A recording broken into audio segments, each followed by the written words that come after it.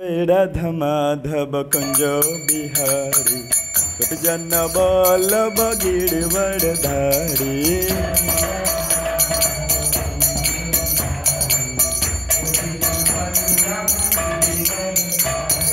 यशोदानंदन ब्रज जन रंजन यमुना तीरवनचारी।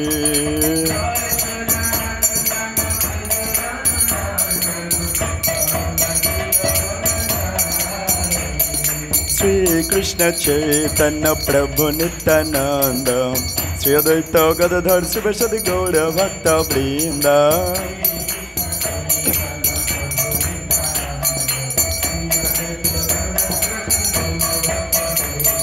हरे कृष्णा कृष्णा कृष्णा हरे हरे हरे राम राम राम हरे हरे। बोलो बोलो बोलो।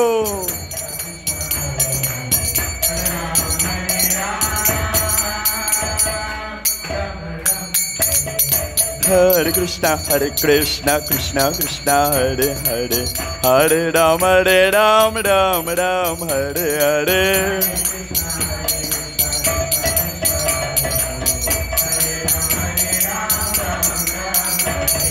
हरे कृष्णा कृष्णा हरे हरे हरे राम राम हरे हरे।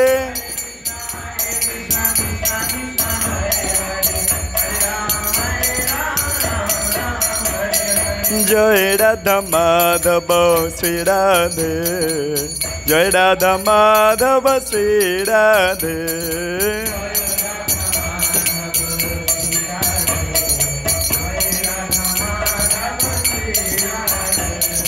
गौरनिताय मदेर गौरनिताय पतित पावन गौरनिताय।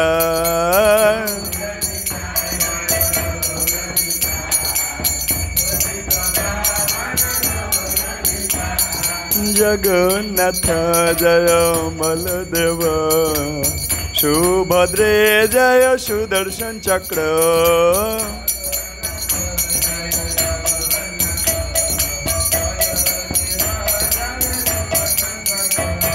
जय प्रभुपाद जय प्रभुपाद प्रभुपाद जय प्रभुपाद जय जय श्रील प्रभुपाद।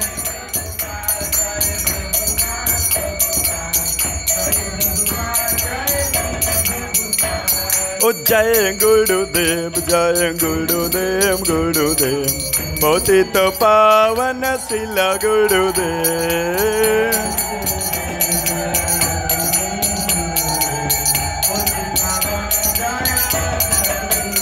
निताय गौड़ा हरि बोल निताय गौड़ा हरि बोल।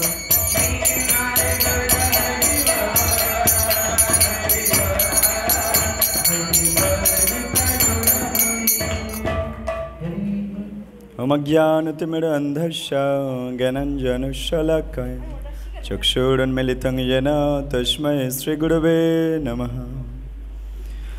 नमो विष्णुपादाय कृष्णपृष्ठाय भूतले श्रीमते भक्तिवेदान्त स्वामिनिति नामिने। नमस्ते सारस्वते देवे गौरवाणी प्रचारिणे निर्विशेषशून्यवादी पाश्चात्यदेशतारिणे। वाञ्छकल्पतरुभ्यश्च कृपा सिन्धुभ्येव च पतितानां पावनेभ्यो वैष्णवेभ्यो नमो नमः। हे कृष्ण करुणा सिन्धु दीनबन्धु जगत्पते गोपेश गोपिकान्तो राधाकान्तो नमस्तुते। तप्त काञ्चन गौराङ्गी राधे वृन्दावनेश्वरी वृषभानुसुते देवी प्रणमामि हरिप्रिये। जय श्री कृष्ण चैतन्य प्रभु नित्यानंद श्री अद्वैत गदाधर श्रीवासदि गौर भक्तवृंद। हरे कृष्णा कृष्ण कृष्ण हरे हरे हरे राम राम राम हरे हरे। सर्वाग्रे मदीय श्री गुरुदेव श्री श्रीमद जयपताका स्वामी गुरु महाराजेर आतुल श्री चरण कमले भूल लुंठित दंडवत प्रणाम ज्ञापन करे तार हयतुकी कृपा आशीर्वाद प्रार्थना करछि। হে গুরুদেব, কৃপা করে আশীর্বাদ করুন যাতে করে আজকের যথাযথভাবে গীতা ক্লাস আমরা পরিবেশন করতে পারি, শ্রবণ কীর্তন করতে পারি। তৎপশ্চাৎ পরম গুরুদেব কৃষ্ণ কৃপা শ্রীমূর্তি শ্রীল অভয় চরণারবিন্দ ভক্তিবেন্ত স্বামী ইস্কন প্রতিষ্ঠাতাচার্য প্রভুপাদজির শ্রীচরণ কমলে ভুল লুণ্ঠিত দণ্ডবৎ প্রণাম জ্ঞাপন করে তাঁর কৃপা আশীর্বাদ মস্তকে ধারণ করে অনন্ত অনন্ত কোটি বৈষ্ণবী বৃন্দ সমবেত ভক্তমণ্ডলী, মাতৃমণ্ডলী, পিতৃমণ্ডলী, স্নেহাশিস ভাই বোন সবাইকে যথাযোগ্য সম্মান প্রদর্শন করে, সবার আশীর্বাদ মস্তকে ধারণ করে, সবার স্নেহ মস্তকে ধারণ করে আজকের হরিকথায় প্রবেশ করছি। শুধু ভক্তবৃন্দ, আমরা ইস্কন হরিনাম দীক্ষার যোগ্যতা অর্জনের জন্য আদর্শ গুরু আমরা পাবো, কিন্তু তার আগে আদর্শ যোগ্য শিষ্য হবার জন্য আমাদেরকে ইস্কন থেকে যদি সদ্গুরু পেতে চাই তাহলে আমাদেরকে ন্যূনতম 5টা গ্রন্থ পড়তে হবে। সেই 5টা গ্রন্থ আমরা প্রতি সপ্তাহে একদিন করে বসে, রবিবার 3টে থেকে 6টা, এই 3 ঘন্টা করে বসে আমরা 5টা গ্রন্থ সমগ্র 50 দিনে আমরা অধ্যয়ন করব। 1 বছরের একটা কোর্স, ইস্কন হরিনাম দীক্ষার গ্রন্থ অধ্যয়ন কোর্স, দেবীপুর রাধারাসবেড়ি নামট থেকে এটা করানো হচ্ছে। এখন আমাদের প্রথম 2টো ক্লাস শ্রী চৈতন্য মহাপ্রভু তার জীবনী শিক্ষা বলে একটা বই, প্রথম 2টো ক্লাসে হয়ে গেছে। তৃতীয় চতুর্থ ক্লাসে যুগাচার্য শিলপ্রভুপাদ বলে গ্রন্থটি হয়ে গেছে। 5 নম্বর ক্লাস থেকে আজ 15 নম্বর ক্লাস, 5 থেকে 15 টোটাল 10টা ক্লাস গীতার 10টা অধ্যায়ের উপরে হয়েছে। আজ এই 15 নম্বর ক্লাস। তো সেই 15 নম্বর ক্লাসে আমরা শ্রীমদ্ ভাগবতমের 10ম অধ্যায়ের কিছু অংশ বাদ আছে, গত ক্লাসে কমপ্লিট হয়নি, কারণ গতবারে আমরা একটা অনুষ্ঠানে ছিলাম, সেখান থেকে অনুষ্ঠান স্টার্ট করতে দেরি হয়েছে, যার ফলে ক্লাস স্টার্ট করতে দেরি হয়েছে, যার ফলে এটা হয়নি। তো আজ 15তম ক্লাসে ঢুকব। 11তম অধ্যায়ে যাওয়ার কথা, কিন্তু 10ম অধ্যায়ের কিছু বাকি আছে, সেটুখানি পড়ে নিয়ে 11তম ক্লাসে যাব। গীতাতে টোটাল 18টা অধ্যায় আছে, 18টা ক্লাস হবে। তার মধ্যে গত ক্লাস পর্যন্ত 10টা অধ্যায়, গীতার 18টার মধ্যে 10টা অধ্যায় গত ক্লাস পর্যন্ত হয়েছে। সেই 10 নম্বর অধ্যায় বিভূতি যোগের কিছুটা অংশ বাকি আছে, আমরা সেটাই অধ্যয়ন করছি। একটা ফাইল আমাকে দেন।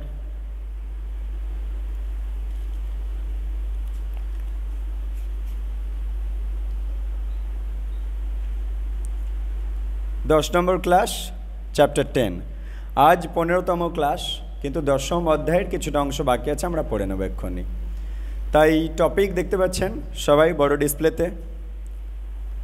হে কৃষ্ণ, হে শাশ্বত দিব্য পুরুষ, কেউই তোমাকে অবগত নয়। অর্থাৎ ভগবানকে জানা এত সোজা নয়। ভগবানই ভগবানকে জানেন।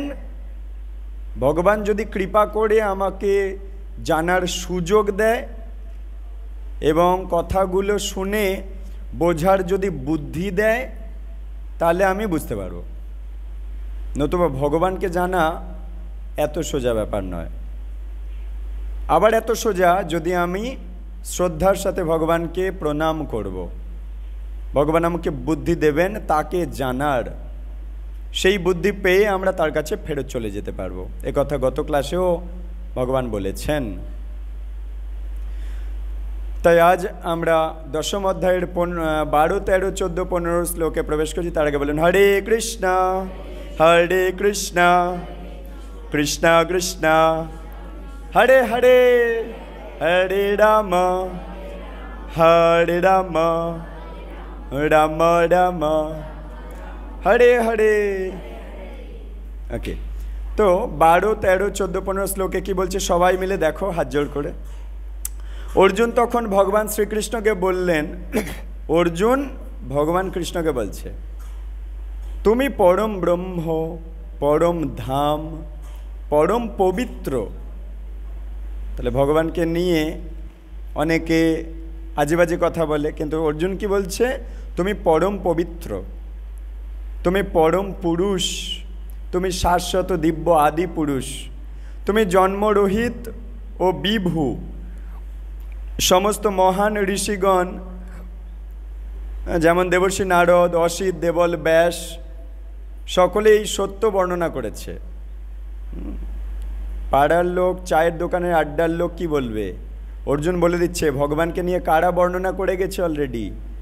দেবর্ষি নারদ, অসিত, দেবল, ব্যাসদেব প্রমুখ মহান মহান ঋষিরা, তারা যেটা সঠিক সেটা বলে গেছেন। তাদের সাধন তপস্যার ফলে তারা ভগবানকে জেনে যেটা সঠিক বলে গেছে। আমরা এর ওর তার কথা শুনলে বিচলিত হব, কিন্তু যেটা প্রকৃত ভগবত কথা সেই মহান ঋষিরা বলে গেছে। তাই এনারা সকলেই এই সত্য বর্ণনা করেছেন। আর এখন তুমি নিজেও আমাকে তাই বলছো। ওরা যা যা বলে গেছে মহান ঋষিরা, আর ভগবান কৃষ্ণ তাই বলছে ভগবান সম্বন্ধে অর্জুনের কাছে। অর্জুন দেখছে হ্যাঁ ঠিক তো, মিলে গেছে তো। মহান ঋষিরা যা বলেছে আর ভগবান কৃষ্ণ নিজে যা বলছে সব মিলে যাচ্ছে। তাহলে মহান ঋষিরা ঠিকই বলেছে। তাহলে আমরা আর রাস্তাঘাটের যারা কোনোদিন ভাগবতীয় কথা শোনেনি, মন্দিরে আসেনি, তাদের কাছ থেকে কোনো রকম ভগবানের উপদেশ নেব নাকি শাস্ত্র থেকে নেব? তাই রাস্তাঘাটের লোক অনেকে অনেক কথা বলে আমাকে বিচলিত করার জন্য খুব উদ্গ্রীব। বেটাকে যদি সরিয়ে দেওয়া যায় বগল বাজাবো, কিন্তু তাদের কথায় আমাদের কান দিলে হবে না। পরের কথায় কি বা আসে যায়, মিছে দাগা তুমি পেও না। ভগবান এবং মহান ঋষিরা যা বলেছে সেগুলো শুনবো আমরা। হে কেশব, তুমি আমাকে যা বলেছ তা সমস্তই আমি সত্য বলে মনে করি। হে ভগবান, দেবতা অথবা দানবেরা কেউই তোমার তত্ত্ব যথাযথভাবে অবগত নয়।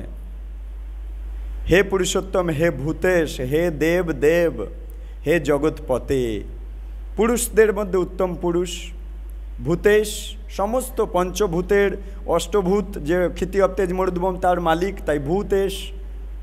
হে দেব দেব, দেবতাদেরও ঈশ্বর, তাই দেব দেব। জগৎপথে, জগতের পতি মানে জগতের স্বামী, তাই জগৎপথে। এই নামগুলো নিল অর্জুন আমাদের লিডার ভগবান কৃষ্ণের সম্বন্ধে। প্রকৃতপক্ষে কেবল তুমিই তোমার চিন্ময় শক্তির দ্বারা নিজের সম্বন্ধে জানো, অবগত আছো। অর্থাৎ ভগবান তার নিজের সম্বন্ধে জানে। আমি একটা ক্ষুদ্র জীব, আমি যদি ভগবানকে জানতে চাই তাহলে ওই বামন হয়ে চাঁদে হাত বাড়ানোর মতো। কিন্তু ভগবান যদি কৃপা করে তাহলে আবার আমি চাঁদটা পাবো। তাই ভগবানের কৃপাতেই আমরা ভগবানের কথা বুঝতে পারি। যার বেশি ভগবানের কৃপা হয়ে আছে, বেশি সুকৃতি, সে বেশি বোঝে ভগবান সম্বন্ধে। যার সুকৃতি পূর্ব জন্মের কম, সে কম বোঝে, কিন্তু বোঝা চালু হয়েছে, এইটা বুঝতে হবে। আচার্যরা কি বলছে একটু দেখে নেন। শ্রীকৃষ্ণই যে পরম পুরুষ, পরম ঈশ্বর ভগবান, সেই সম্বন্ধে অর্জুন ছিলেন সম্পূর্ণ নিঃসংশয়। অর্জুনের কোনো আর সন্দেহ নেই, কৃষ্ণই ভগবান, এ ব্যাপারে আর কোনো সন্দেহ নেই। তাই বলল দেব দেব, জগৎপতে, ভূতেশ, এই জন্য বলেছে। তাহলে তার মানে অর্জুনের কাছে আর কোনো সন্দেহ নেই। আমরা ওই যে সিঁড়িটা দিয়েছি হরিনাম দীক্ষার স্তরে যাওয়ার আগে, তার একটা সিঁড়িতে ছিল শ্রীকৃষ্ণ পরমেশ্বর ভগবান, তা স্বীকার করে নিয়েছেন। অর্জুনও দেখো স্বীকার করে নিয়েছে, আর আমরাও সেখান থেকে গীতা পড়ে বুঝতে পারছি হ্যাঁ কৃষ্ণই সৃষ্টির মালিক। তৃপ্তি, এই তুলসী মহারানীকে একটু এখানে দাও তো। তাই তিনি দৃঢ় কণ্ঠে শ্রীকৃষ্ণের পরম ভগবত্তা এখানে ঘোষণা করলেন। কৃষ্ণ যে ভগবান দৃপ্ত কণ্ঠে ঘোষণা করে দিচ্ছে। সমস্ত বৈদিক সাহিত্যে ঘোষিত হয়ে আছে অলরেডি যে শ্রীকৃষ্ণই হচ্ছেন পরম তত্ত্ব, পরম পুরুষ ভগবান। সব বেদে বলা আছে, কিন্তু রাস্তাঘাটের লোকজন বেদ শাস্ত্র পড়ে না, তাই বলে সবাই ভগবান। তাই আমরা নামমাত্রের ভক্তরা বুদ্ধিমান হয়ে যাব, আর যেখান সেখান থেকে ভগবানকে জানার মতো উপদেশ নেব না। সমস্ত পুরাণ ইতিহাসেও যুগ যুগ ধরে এই সত্যই বলা আছে, কৃষ্ণ ভগবান এতে চাংশ কলাপংশ কৃষ্ণস্তু ভগবান স্বয়ং। কৃষ্ণ হচ্ছে ভগবান নিজে, আর সবাই তার দেহের অংশ বা অংশের অংশ, যাকে বলে কলা। আমরাও দেবদেবীরাও সবাই কৃষ্ণ দেহের অংশ। প্রকৃতপক্ষে সব কিছুই শ্রীকৃষ্ণ হতে উদ্ভূত হয়েছে। তিনি সর্বকারণের কারণ, সব কিছুর আশ্রয় তিনি শাশ্বত দিব্য পুরুষ। তিনি সমস্ত দৈহিক প্রয়োজন, মানে আমার দেহটা চালানোর জন্য যা দরকার তিনি দেন। কি দরকার? অক্সিজেন, আলো, খাদ্য, জল, যা দরকার তিনি দেন। এবং জন্ম মৃত্যুর ঊর্ধ্বে তিনি। আমি জন্ম মৃত্যুর ভেতরে, কৃষ্ণ জন্ম মৃত্যুর বাইরে। পরম ব্রহ্মই অর্থাৎ ভগবান সব কিছুর আশ্রয়। প্রভু তিনি শাশ্বত দিব্য পুরুষ, দেহের যা প্রয়োজন তিনি মিটিয়ে দেন। এবং তিনি নিজেও দৈহিক প্রয়োজনের ঊর্ধ্বে, কারণ তিনি বদ্ধজীব নয়, মুক্তজীব। পরম ব্রহ্মই সব কিছুর আশ্রয়, এমনকি ব্রহ্মেরও। ব্রহ্ম মানে ব্রহ্মজ্যোতি, ভগবানের গা থেকে যে জ্যোতি বেরোচ্ছে, সেই জ্যোতি একটা শক্তি। ওই শক্তি থেকে এই ভর জড় জগৎটা তৈরি হয়েছে, শক্তি থেকে ভরে রূপান্তর হয়েছে। তাই ভগবানের গা থেকে যে জ্যোতি বেরোচ্ছে তার নাম ব্রহ্মজ্যোতি। ফাইল সমেত দেন, জ্যোতিটারও উৎস ভগবান। সমস্ত অভিপ্রকাশের চরম তত্ত্ব। ভগবদ্গীতার চতুর্থ অধ্যায়েও ভগবানও তার পুনরায় আবৃত্তি করেছেন। যদিও আমি অজ, অজ মানে যার জন্ম হয় না, জন্ম মৃত্যুর বাইরে যিনি, তাকে বলে অজ। অপ্রাকৃত, তবু ধর্ম সংস্থাপন করার জন্য এই পৃথিবীতে আমি আবির্ভূত হই, ধর্ম প্রতিষ্ঠা করার জন্য এই পৃথিবীতে আমি আসি। আমি অজ মানে আমি জন্ম মৃত্যুর ভেতরের লোক নই, তবু এই জন্ম মৃত্যুর ভেতরে আসি, কারণ যারা এই চক্রে ঘুরছে তাদেরকে বের করব বলে। আর মূর্খরা সেটা দেখে মনে করে যে ভগবানও তোমার আমার মতো জন্মাচ্ছে, মরে যাচ্ছে। ভগবান সেই লীলাতে দেখিয়েও দিয়েছে, ভগবান আসা চলে যাওয়া দেখে মানুষ বিচলিত হয়েছে ঠিকই, কিন্তু মানুষ এত বোকা এটা বুঝতে পারলো না, তুমি আমি বুড়ো হই কিন্তু ভগবান তো কই বুড়ো হলো না। তো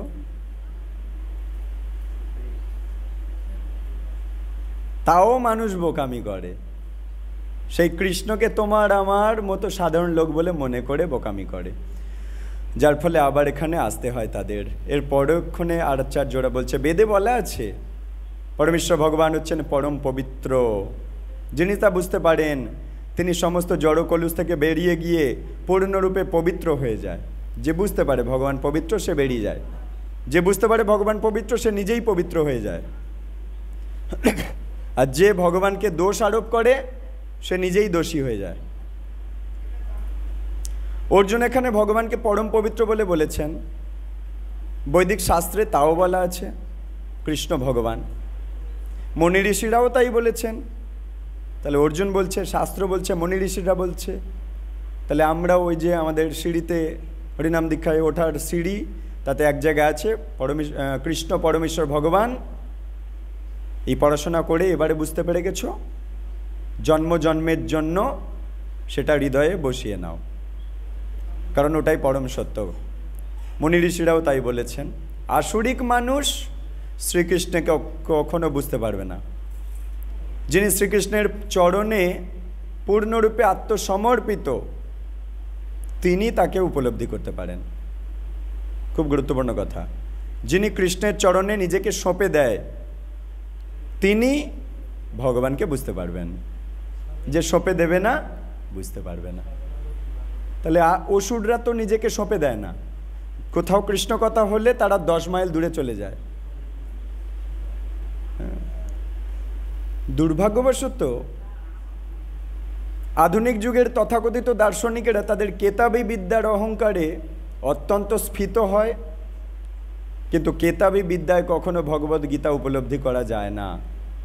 ভগবানের চরণে প্রণাম না করলে ভগবানকে বুঝতে পারবে না। তাই উপলব্ধি করতে হয় পরম্পরা সূত্রে। এই গুরু পরম্পরায় এসে শ্রবণ করে করে শিখতে হয়। 4th অধ্যায়ের শুরুতেই কৃষ্ণ তা বলেছেন। পরম্পরা ধারা কালক্রমে ছিন্ন হয়ে গেছিল। হ্যাঁ, কৃষ্ণ যা বলেছিল সূর্যদেব বিবর্ষণকে, কিন্তু সেই শিক্ষাটা সময় যত এগিয়েছিল মানুষ ভুলে গেছিল, নষ্ট হয়ে গেছিল। সমাজ আবার কৃষ্ণের দেওয়া উপদেশ বাদ দিয়ে অন্য পথে যাচ্ছিল। তাই আবার আজ থেকে 5000 বছর আগে কুরুক্ষেত্রের রণাঙ্গনে আবার সেই গীতার 700টা শ্লোক প্রতিষ্ঠা করে গেছেন পুনরায়। যেমন কল বসিয়ে দিয়ে গেছে সরকার থেকে, অনেক দিন জল নিতে নিতে নিতে নিতে একসময় আর জল উঠছে না, আবার সরকার এসে সেটা রেনোভেট করে দিয়ে যায়, পুনরায় জাগরিত করে দিয়ে যায়, আবার জল পাওয়া যায়। ঘটনাটা তাই। 16, 17, 18 হরে কৃষ্ণ কৃষ্ণ কৃষ্ণ হরে হরে, হরে রাম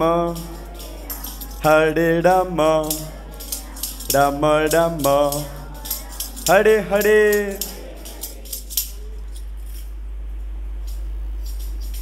অর্জুন ভগবান শ্রীকৃষ্ণকে আরও বললেন, তোমার যে সমস্ত বিভূতির দ্বারা তুমি এই সমগ্র লোকসমূহে পরিব্যাপ্ত হয়ে আছো, তোমার সেই সব দিব্য আত্মবিভূতি সম্যক রূপে কেবল তুমিই বর্ণনা করতে পারো। অর্থাৎ একটু আগেই বলেছে ভগবান সর্বকারণের কারণ, সব কিছুর উৎস। এখন অর্জুন জানতে চাইছে, তুমিই তো সব বানিয়েছো, তুমি কি কি বানিয়েছো আমাকে বলো, কারণ তুমিই বানিয়েছো, তুমিই বলতে পারবে। ব্যাপারটা এরকম, আমি যে ফোন দিয়ে রেকর্ড করছি, এই ফোনে কটা আইসি, কটা গোল্ড প্লেট, কটা সার্কিট, কি ডিজাইন আছে আমি জানি না। কিন্তু আমি যদি জানতে চাই, কার কাছে জিজ্ঞাসা করবো যে এটা বানিয়েছে? তুমিই ফোনটা বানিয়েছো, তাই তুমিই বলতে পারবে এই ফোনে কটা আইসি, কটা ট্রানজিস্টার, কটা ডায়ামিটার কি আছে তুমি জানো, কত সাইজের ডিসপ্লে কি, কত ব্যাটারি আছে তুমি জানো, তাই তুমিই বলো। ঘটনাটা তাই, অর্জুনও তাই বলছে, তুমি এই পুরো সৃষ্টিটা বানিয়েছো, তুমি বলো তুমি কি কি বানিয়েছো, কোথায় কি কি তোমার বিভূতি আমাকে বলো, কারণ তোমার থেকেই জানাটাই শ্রেষ্ঠ জানা হবে।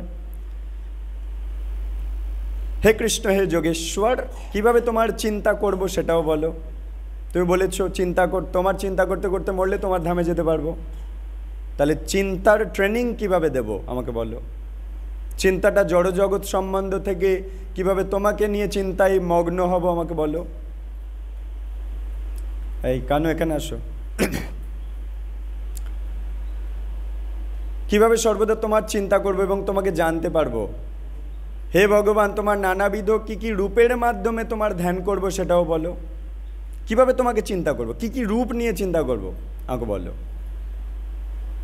হে জনার্দন, তোমার যোগ বিভূতি বিশদভাবে আমাকে আবার বলো,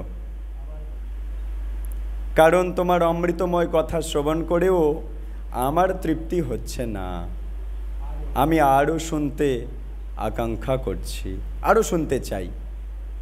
অমৃত, কৃষ্ণ কথা হচ্ছে অমৃত, যে কান দিয়ে পান করে সে অমর হয়ে যাবে, চিরতরে একবার মরবে, এবারে চলে যাবে ভগবত ধামে, আর মরবে না, অমর হয়ে যাবে।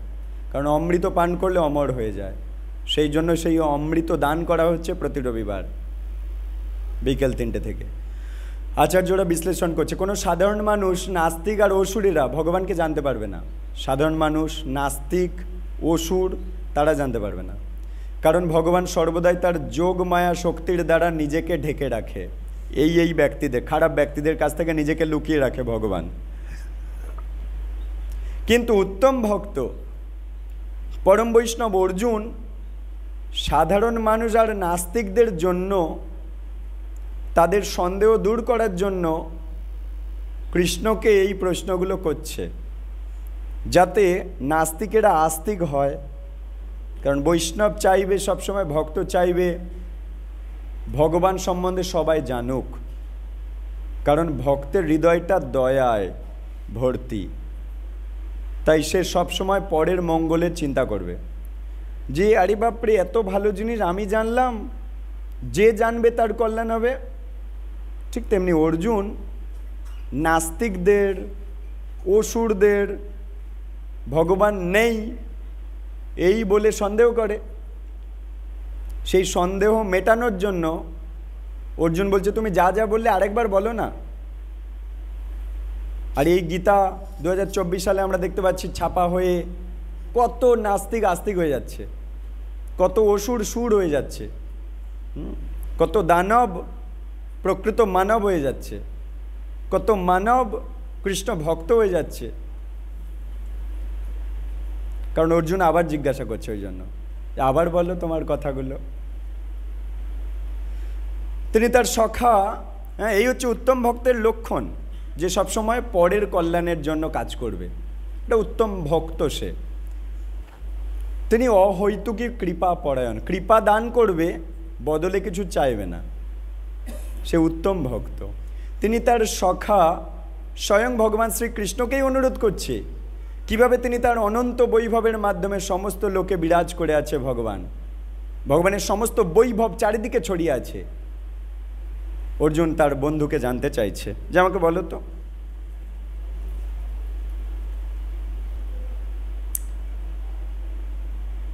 তিনি যেন তার সবিস্তারে বর্ণনা করবেন, যাতে ভবিষ্যতের মানুষ আর নাস্তিকেরা কৃষ্ণের ভগবত্তা সম্বন্ধে আর যেন সন্দেহ না থাকে। ভবিষ্যতের মানুষদের সন্দেহ দূর করে দেওয়ার জন্য ভগবান আর ভক্তের মধ্যে আলোচনা হচ্ছে, যেগুলো শুনলে সবাই ভগবান সম্বন্ধে বুঝতে পারবে, ভগবানের সেবায় যুক্ত হবে, নিজের জীবনকে ধন্য করবে, এই দুঃখের জগৎ থেকে বেরোবে। এই জন্য আলোচনাটা হচ্ছে। হরে কৃষ্ণা হরে কৃষ্ণা কৃষ্ণা কৃষ্ণা হরে হরে, হরে রাম হরে রাম রাম রাম হরে হরে। হরিনামের দ্বারা আমরা পবিত্র হব, আরও বোঝার ক্ষমতা বাড়বে। তাই প্রত্যেকটা টপিকে ঢোকার আগে হরিনাম। টপিকটা কি? অর্জুন আমার বিভূতি অন্তহীন। ভগবান বলছে অর্জুন আমার বৈভব অন্তহীন, কত বলবো, সবই তো আমার, সব আমার বৈভব, কত বলবো। আমার এই বিভূতির আদি অন্ত নেই, কারণ চারিদিক থেকে গোলা বারুদ আসবে, বেশি বলার টাইম নেই। তাই অল্প অল্প বলছি, মূলগুলো কৃষ্ণ বলছে শোনো। পরমেশ্বর ভগবান বললেন হে অর্জুন, আমার দিব্য বিভূতি সমূহ অন্তহীন, আমার বৈভব, আমার বিভূতি শেষ নেই। আমি কেবল আমার প্রধান প্রধান কয়েকটা বিভূতির কথা বলবো, তুমি শোনো। বিশ্লেষণ করছেন। প্রাকৃত অপ্রাকৃত সমগ্র সৃষ্টিতে ব্যক্ত হয়েছে ভগবানের অন্তহীন অচিন্তনীয় শক্তি আর বৈভব। চারিদিকে আপনি যা দেখছেন, একটা রামধনু, একটা পর্বত, একটা নদী, হ্যাঁ, যা দেখছেন সবই ভগবানের বৈভব। সূর্য চন্দ্র থেকে শুরু করে সব, মানে সব ভগবানের বৈভব। তাই বলছে কত বলবো, বলতে গেলে তো যেহেতু বৈভব অন্তহীন, বলতে গেলেও টাইম লাগবে অন্তহীন। তাই অত টাইম তো তোমার কাছে নেই, কারণ এটা কুরুক্ষেত্রের রণাঙ্গন, যুদ্ধ করতে এসেছি আমরা, কিন্তু সেই যুদ্ধস্থলে জ্ঞান দান করছি। একইভাবে আমরা সংসার যুদ্ধে আছি, সংসার যুদ্ধে থেকেও আমরা জ্ঞান আস্বাদন করছি। শ্রীকৃষ্ণ এত মহান এবং তার অসাধারণ বৈভবের প্রকাশ এত সীমাহীন যে আমরা তার ধারণাও করতে পারবো না ভগবান কি না কি বানিয়ে রেখেছে। তাই শ্রীকৃষ্ণ এখানে কেবল তার প্রধান কিছু শক্তির প্রকাশ, শক্তির দ্বারা কি কি প্রকাশ করেছে বলবেন, প্রধান প্রধানগুলো বলবে। হরে Krishna Krishna Krishna Krishna Hare Hare Hare Rama Hare Rama Rama Rama Hare Hare ওকে তো ভগবান অর্জুনকে বলছে হে গুড়াকেশ আমি সমস্ত জীবের হৃদয়ে অবস্থিত পরমাত্মা তাহলে ভগবান কোথায় কোথায় আছে কি কি বানিয়েছে দেখাচ্ছে সব জীব তুমি আমি আমরা সবাই চলা হাঁটা ঘুমানো কথা বলা করতে পারছি তার কারণ বলল কারণ আমি সবার হৃদয়ে পরম আত্মা হয়ে ঢুকে আছি আমি সর্বভূতের আদি মধ্য অন্ত অর্থাৎ এই যে মাটি জল অগ্নি বায়ু এই সব আমি বানিয়েছি আদিত্যদের মধ্যে আমি বিষ্ণু অর্থাৎ এই যে বিষ্ণু কৃষ্ণ বলছে বিষ্ণু আমার থেকে তৈরি জ্যোতিষ্কদের মধ্যে আমি মহাকিরণশালী সূর্য অর্থাৎ এই সূর্য দেবতাকে আমি বানিয়েছি সূর্য নক্ষত্রটাকে আমি বানিয়েছি মরুতগণের মধ্যে আমি মরিচি নক্ষত্রদের মধ্যে আমি চন্দ্র তাহলে সূর্য চন্দ্র এগুলো সব ভগবান বলে দিচ্ছে এগুলো আমি আচার্যরা বিশ্লেষণ করছেন দেখো শ্রীকৃষ্ণ এই শ্লোকে অর্জুনকে গুড়াকেশ বলে ডেকেছে কৃষ্ণ অর্জুনকে বলল গুড়াকেশ যার অর্থ যিনি নিদ্রা রূপ তামসকে জয় করেছে নিদ্রা বা অজ্ঞানতা এই অজ্ঞানকে যে জয় করেছে তাকে বলে গুড়াকেশ বা নিদ্রাকে যে জয় করেছে সে হচ্ছে তার নাম গুড়াকেশ যারা যেমন এই অর্জুন রাত জেগে তীর প্র্যাকটিস করত সবাই ঘুমাতো নিদ্রা জয়কারী অর্জুন তাই ওর নাম গুড়াকেশ যারা অজ্ঞানতার আধারে ঘুমিয়ে আছে মহাপ্রভু বলছে জীব জাগো তার মানে ঘুমিয়ে আছে কিন্তু অর্জুন কি ঘুমিয়ে আছে অর্জুনের নাম গুড়াকেশ যে ঘুমকে জয় করেছে একইভাবে এই অজ্ঞান ঘুমকে যে জয় করেছে সে হচ্ছে কৃষ্ণ ভক্ত আমরাও অজ্ঞান হয়ে আসলে ঘুমিয়ে আছি সেই ঘুম থেকে যাতে জেগে উঠতে পারি যে আমি এই জগতের ব্যক্তি নই আমাকে গোলকে ফিরতে হবে তাই ঘুম থেকে জেগে উঠব সেই জন্য ক্লাস রবিবারের ক্লাস যারা অজ্ঞানের অন্ধকারে ঘুমিয়ে আছে তারা ভগবান কিভাবে জড় আর চিন্ময় সৃষ্টিতে নিজেকে প্রকাশ করেন তা জানতেই পারে না অজ্ঞানভাবে যারা ঘুমিয়ে আছে ভগবান কিভাবে জড় জগৎ বানালো চিন্ময় জগৎ বানালো তারা জানতে পারে না সাধারণ কত মানুষ একটা পশু পাখি কীটপতঙ্গের মতো জীবন কাটাচ্ছে খাচ্ছে ঘুমাচ্ছে বংশবৃদ্ধি করছে মরে যাচ্ছে খাচ্ছে ঘুমাচ্ছে বংশবৃদ্ধি করছে বুড়ো হচ্ছে মরে যাচ্ছে ওরা সেই অজ্ঞানের অন্ধকারে ঘুমিয়ে থাকা জীব কিন্তু আমরাও খাচ্ছি ঘুমাচ্ছি বংশবৃদ্ধি করছি বুড়ো হচ্ছি মরে যাব কিন্তু তার মাঝখানে নিজের অজ্ঞানকে জ্ঞানে পরিণত করছি যে আমি এই জগতের জীব নই আমি গোলকধামের বাসিন্দা আমি কৃষ্ণ সেবার মাধ্যমে এখান থেকে ফেরত যাব আমরা কিন্তু এটা ওই সাধারণ মানুষের চেয়ে পুরো আলাদা একটা জিনিস করছি আর যেটা করতেই এসেছি আসলে অর্জুন অজ্ঞানতা রূপ নিদ্রা জয় করে গেছে তাই ভগবান তাকে আর তার বিভিন্ন বৈভবের কথা শোনাচ্ছে কারণ অর্জুন আর ঘুমিয়ে নেই জেগে উঠেছে আমরাও জেগে গেছি তাই 10 নম্বর অধ্যায়ে এসে গেছি কারণ আমরা জেগে গেছি কৃষ্ণ জাগিয়ে দিয়েছে 9টা অধ্যায়ে এখন আমরা জেগে গেছি তাই এখন আমরা জানতে চলেছি ভগবান এই জড় জগতে চিন্ময় জগতে কিভাবে কি বানালো বৈভব ভগবান শ্রীকৃষ্ণ প্রথমেই বলছে যে তিনি সর্বভূতের আত্মা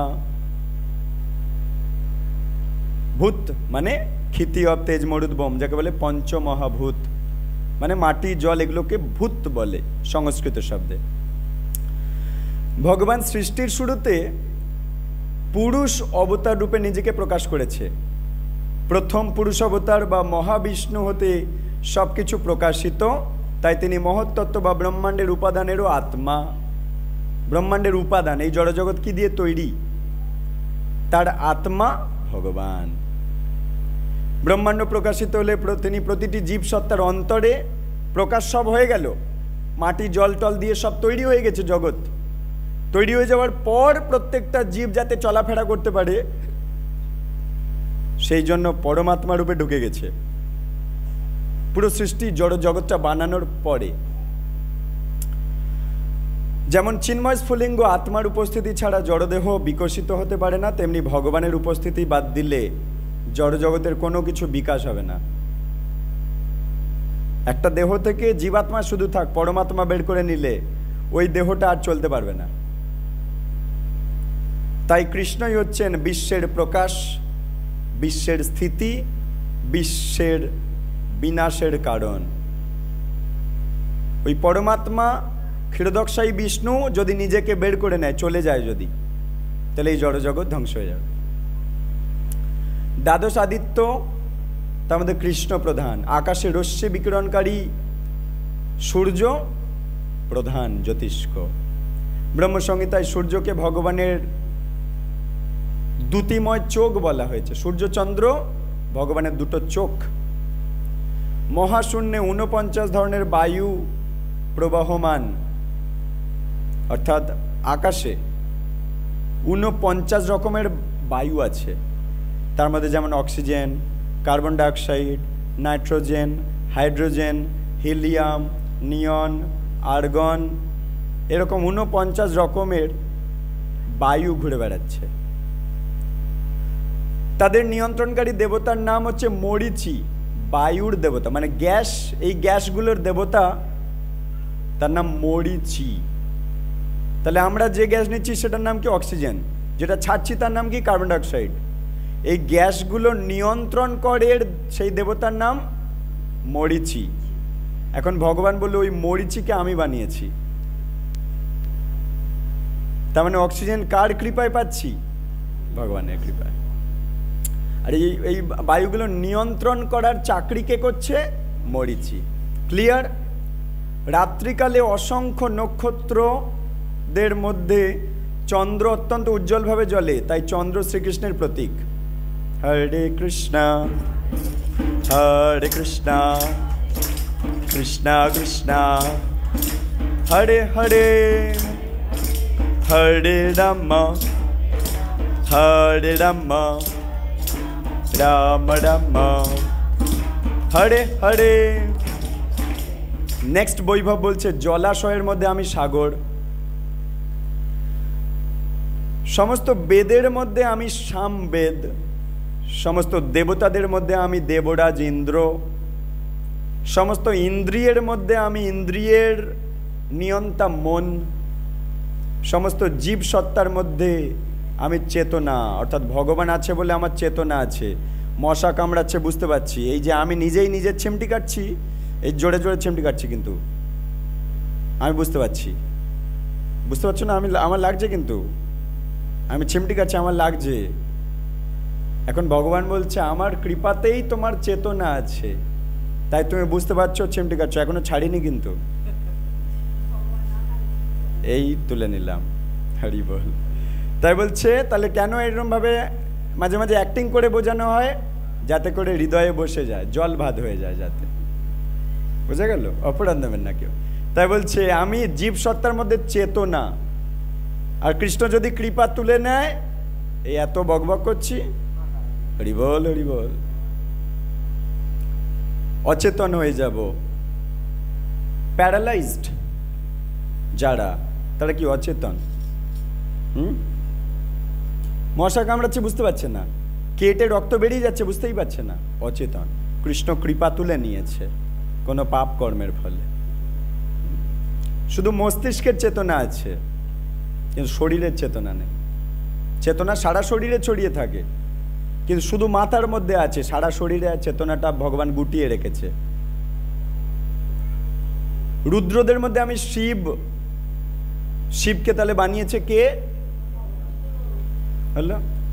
আর রাস্তাঘাটের লোকের কথা শুনে হো করবে নাকি ভগবান নিজে কি বলল? তাহলে এখন শিবজিও জানে যে আমাকে বানিয়েছে কৃষ্ণ, তাই শিবজি কৃষ্ণের সাথে এই কথাটা শুনে মারপিট করবে না, কিন্তু সাধারণ মূর্খ পাবলিক মারপিট করছে সব এক বলে। কিন্তু শিব আর কৃষ্ণ যে যার জায়গায় ঠিক আছে, কারণ তারা প্রকৃত সত্য জানে, আর আমরাও নামটের ভক্ত প্রকৃত সত্য জানবো। কিন্তু রাস্তাঘাটে এই নিয়ে অনেক তর্ক বিতর্ক ওসব চলতেই থাকবে। যার যখন চেতনা ফিরবে তর্ক বিতর্ক বন্ধ করে গীতা পড়বে, তখন বুঝতে পারবে। সেই সুকর্ম যতদিন না আসছে ততদিন ওই রকম করতেই থাকবে।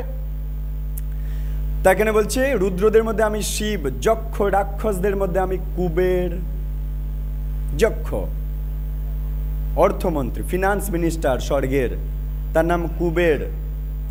বসুদের মধ্যে আমি অগ্নি, সমস্ত পর্বতের মধ্যে আমি সুমেরু পর্বত। হে পার্থ, পুরোহিতগণের মধ্যে আমি প্রধান বৃহস্পতি, দেবগুরু বৃহস্পতি, ও আমিই বানিয়েছি। সেনাপতিদের মধ্যে আমি কার্তিক, অর্থাৎ কার্তিককে আমিই বানিয়েছি। তাহলে কার্তিকের সাথে এখন কৃষ্ণের তো ঝগড়া লেগে যেত, কিন্তু কার্তিক জানে আমাকে কৃষ্ণই বানিয়েছে, তাই কার্তিক আর কৃষ্ণের মধ্যে ঝগড়া লাগছে না। আর আমরা সাধারণ মূর্খরা বলছি সব এক।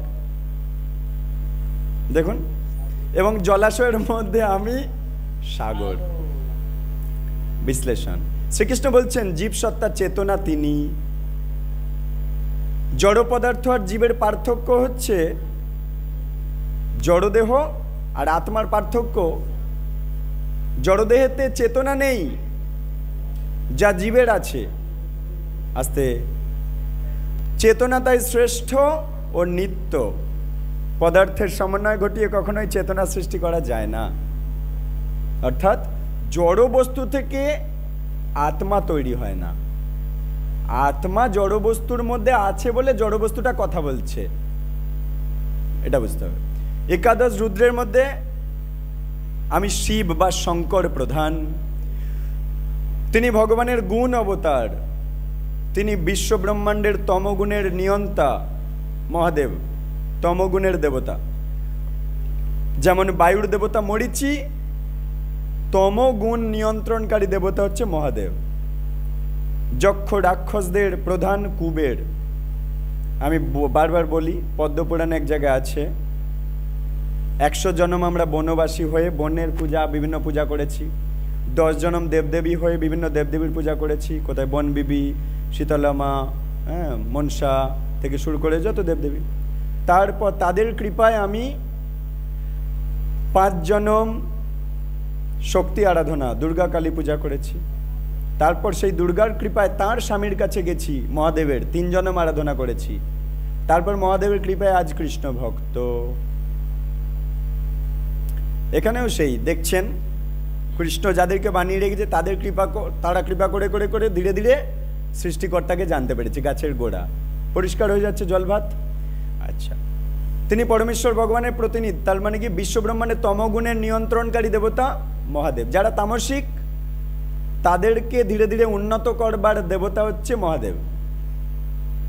যক্ষ রাক্ষসদের প্রধান হচ্ছে কুবের, তিনি পরমেশ্বর ভগবানের প্রতিনিধি। এরা সবাই ভগবানের প্রতিনিধি। মেরু হচ্ছে প্রাকৃতিক সম্পদের জন্য প্রসিদ্ধ একটা পর্বত, সুমেরু। সুমেরু পর্বতও কৃষ্ণই বানিয়ে রেখেছে। ইন্দ্র হচ্ছেন স্বর্গলোকের প্রধান দেবতার দেবরাজ। তিনি যে গ্রহে আধিপত্য করেন তাকে বলে ইন্দ্রলোক, আর সেখানকার পুরোহিত হচ্ছেন বৃহস্পতি। স্বর্গলোকে যে পূজা করে, স্বর্গের দেবতাদের যে শিক্ষা দেয়, পুরোহিত মানে যে শিক্ষা দান করে, আচার্য। সেই স্বর্গলোকের আচার্য হচ্ছেন বৃহস্পতি। ইন্দ্র হচ্ছেন সব রাজাদের প্রধান, তাই রাজপুরোহিত বৃহস্পতি পুরোহিতগণের মধ্যে প্রধান। বিভিন্ন জলাধারের মধ্যে সাগর সর্বশ্রেষ্ঠ। শ্রীকৃষ্ণের এই সব অভিব্যক্তি তার পরম মহত্বের প্রতীক। হরে কৃষ্ণ কৃষ্ণ কৃষ্ণ হরে হরে, হরে রাম রাম রাম হরে হরে। যজ্ঞের মধ্যে আমি হচ্ছি জপ যজ্ঞ। কে কে জপ করে না হাত তোলো।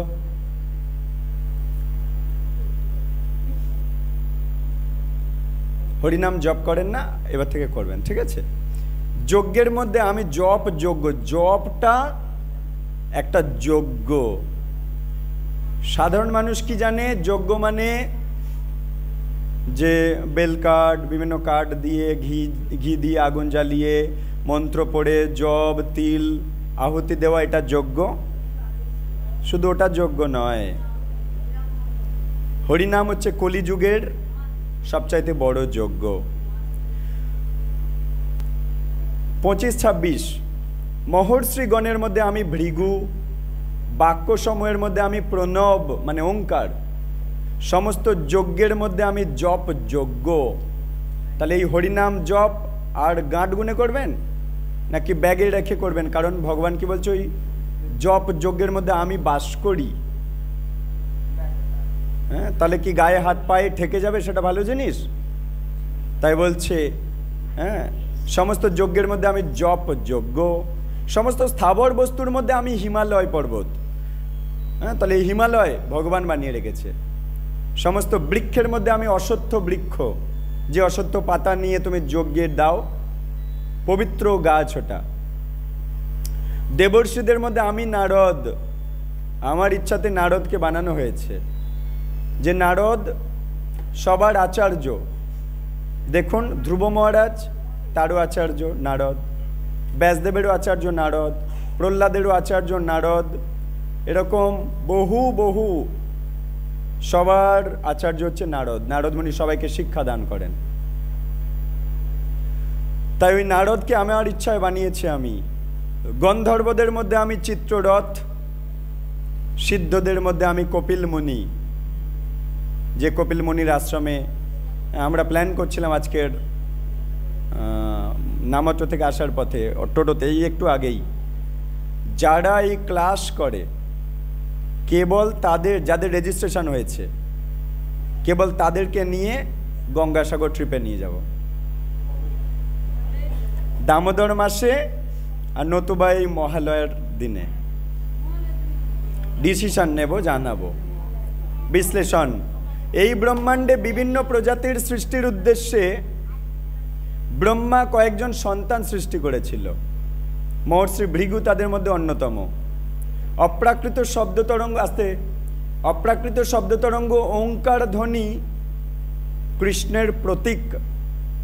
সমস্ত যজ্ঞের মধ্যে ভগবানের দিব্য নাম সমন্বিত মহামন্ত্র হরে কৃষ্ণ হরে কৃষ্ণ কৃষ্ণ কৃষ্ণ হরে হরে, হরে রাম হরে রাম রাম রাম হরে হরে। সমস্ত যজ্ঞের মধ্যে ভগবানের এই দিব্য নাম সমন্বিত মহামন্ত্র জপ করা, কি লেখা আছে? সর্বশ্রেষ্ঠ যজ্ঞ। এই মহামন্ত্র শ্রীকৃষ্ণের পবিত্রতম প্রতীক। এই জপ যজ্ঞ সরল ও পবিত্রতম। এই জপ যজ্ঞ সরল, যে কেউ করতে পারবে, আর পবিত্রতম। এই কলিযুগে অন্য যজ্ঞ করতে গেলে যা যা দরকার সেগুলো এনে যোগাযন্ত্র করবেন যজ্ঞ করবে বলে, কিন্তু প্রত্যেকটা জিনিসই দূষিত। ঘি কিনবেন দূষিত, সবই দূষিত। যে মন্ত্র উচ্চারণ করবে সেও দূষিত, যোগ্য ব্রাহ্মণই পাওয়া যায় না। মন্ত্র উচ্চারণ করবে তাই সেই শ্লোকগুলো ভুলভাল বলে ফেলছে। তাই জন্য মহাপ্রভু দয়াময় সরল কিন্তু সবচাইতে বড় যজ্ঞ দিয়ে গেছে, আর সবাই করতে পারবে। একটা যজ্ঞ করতে গেলে ব্রাহ্মণ ডাকতে হবে, কিন্তু হরিনাম যজ্ঞ কাউকে ডাকতে হবে না, নিজে নিজেই নিজের যজ্ঞ করতে পারবে। সরল, পবিত্রতম, এবং এই যজ্ঞ আমাকে পবিত্র করবে। এখানে পশু বলি প্রভৃতি হিংসার কোনো স্থান নেই। সৃষ্টিতে মহিমান্বিত যা কিছু সব শ্রীকৃষ্ণের প্রতীক।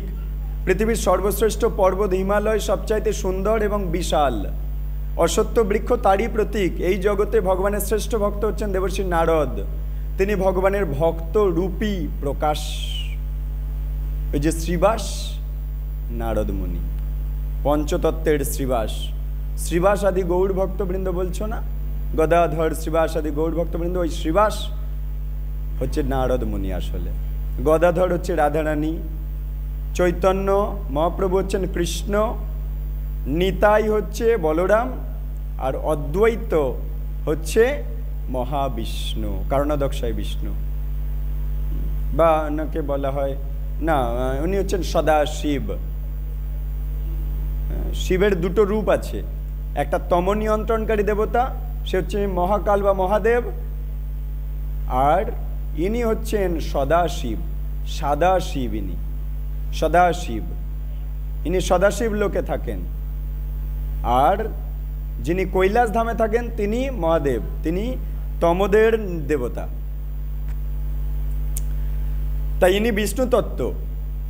হ্যাঁ, সৃষ্টিতে মহিমান্বিত যা কিছু সব কৃষ্ণের প্রতীক। তিনি আচ্ছা, নারদ ভগবানের ভক্তরূপী প্রকাশ। গন্ধর্ব লোক নামক একটা লোকের সঙ্গীত বিদ্যায় পারদর্শী গন্ধর্ব, যেমন মানুষ পশু পাখি কীটপতঙ্গ আছে, তেমন গন্ধর্ব অপ্সরা কিন্নরেরা আছে। গন্ধর্বরা ভালো গান করতে পারে, তাদেরকে বলে গন্ধর্ব। এই পৃথিবীতে থাকে না, উপরের লোকে, স্বর লোকে থাকে। এদের মধ্যে চিত্ররথ ভালো গন্ধর্ব, গাইতে পারে চিত্ররথ। সমস্ত মুনিদের মধ্যে কপিল মুনি শ্রেষ্ঠ, তিনি হচ্ছেন ভগবানের অবতার। এই কপিল মুনি অবশ্য নাস্তিক কপিল মুনি নয়, নাস্তিক কপিল বা ভণ্ড কপিল বলে আর একটা কপিল আছে। এখানে যেটার কথা হচ্ছে এটা ভণ্ড কপিলের কথা না, এটা অরিজিনাল ভগবানের অবতার। ভগবান কপিল রূপে এসেছিলেন, মাতা দেবহূতিকে মাধ্যমে জগৎকে শিক্ষা দিতে চেষ্টা করেছেন। তাই আমাদের তৃতীয় স্কন্ধে শ্রীমদ্ ভাগবতমে কপিল মুনির কথা আছে। বলে হরে কৃষ্ণা কৃষ্ণা কৃষ্ণা হরে হরে, হরে রাম রাম রাম হরে হরে। নরগণের মধ্যে আমি সম্রাট, অশ্বদের মধ্যে আমি অশ্ব। অশ্ব মানে কি? ঘোড়া। বলছে আমি সমুদ্র মন্থনের সময় যে বেরিয়েছিল উচ্চৈশ্রবা, ওই ঘোড়া আমারই তৈরি। হস্তিদের মধ্যে আমি ঐরাবত, ভালো হাতি, ঐরাবত হাতি। নরগণের মধ্যে আমি সম্রাট বা রাজা, আমারই প্রতিনিধি। অস্ত্র সমূহের মধ্যে আমি ব্রহ্ম অস্ত্র, যাকে বলে বজ্র। হ্যাঁ, বজ্র। অস্ত্রদের মধ্যে আমি হচ্ছি বজ্র। গাভীদের মধ্যে আমি হচ্ছি কামধেনু। এই ওদিকে, গাভীদের মধ্যে আমি হচ্ছি কামধেনু।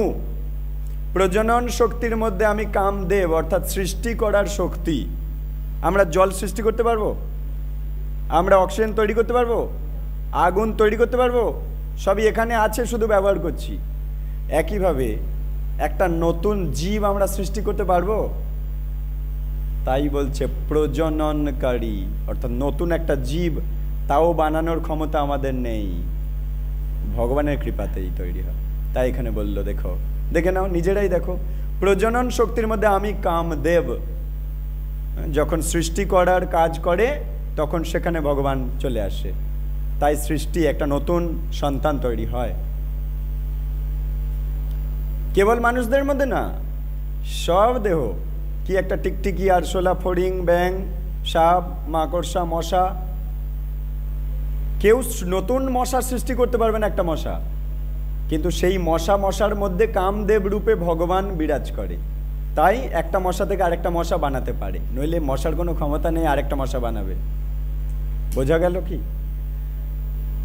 সর্পদের মধ্যে আমি বাসুকি, নাগদের মধ্যে আমি অনন্ত শেষনাগ, জলচরদের মধ্যে আমি বরুণ, পিতৃপুরুষদের মধ্যে আমি অর্জমা, দণ্ডদাতাদের মধ্যে আমি।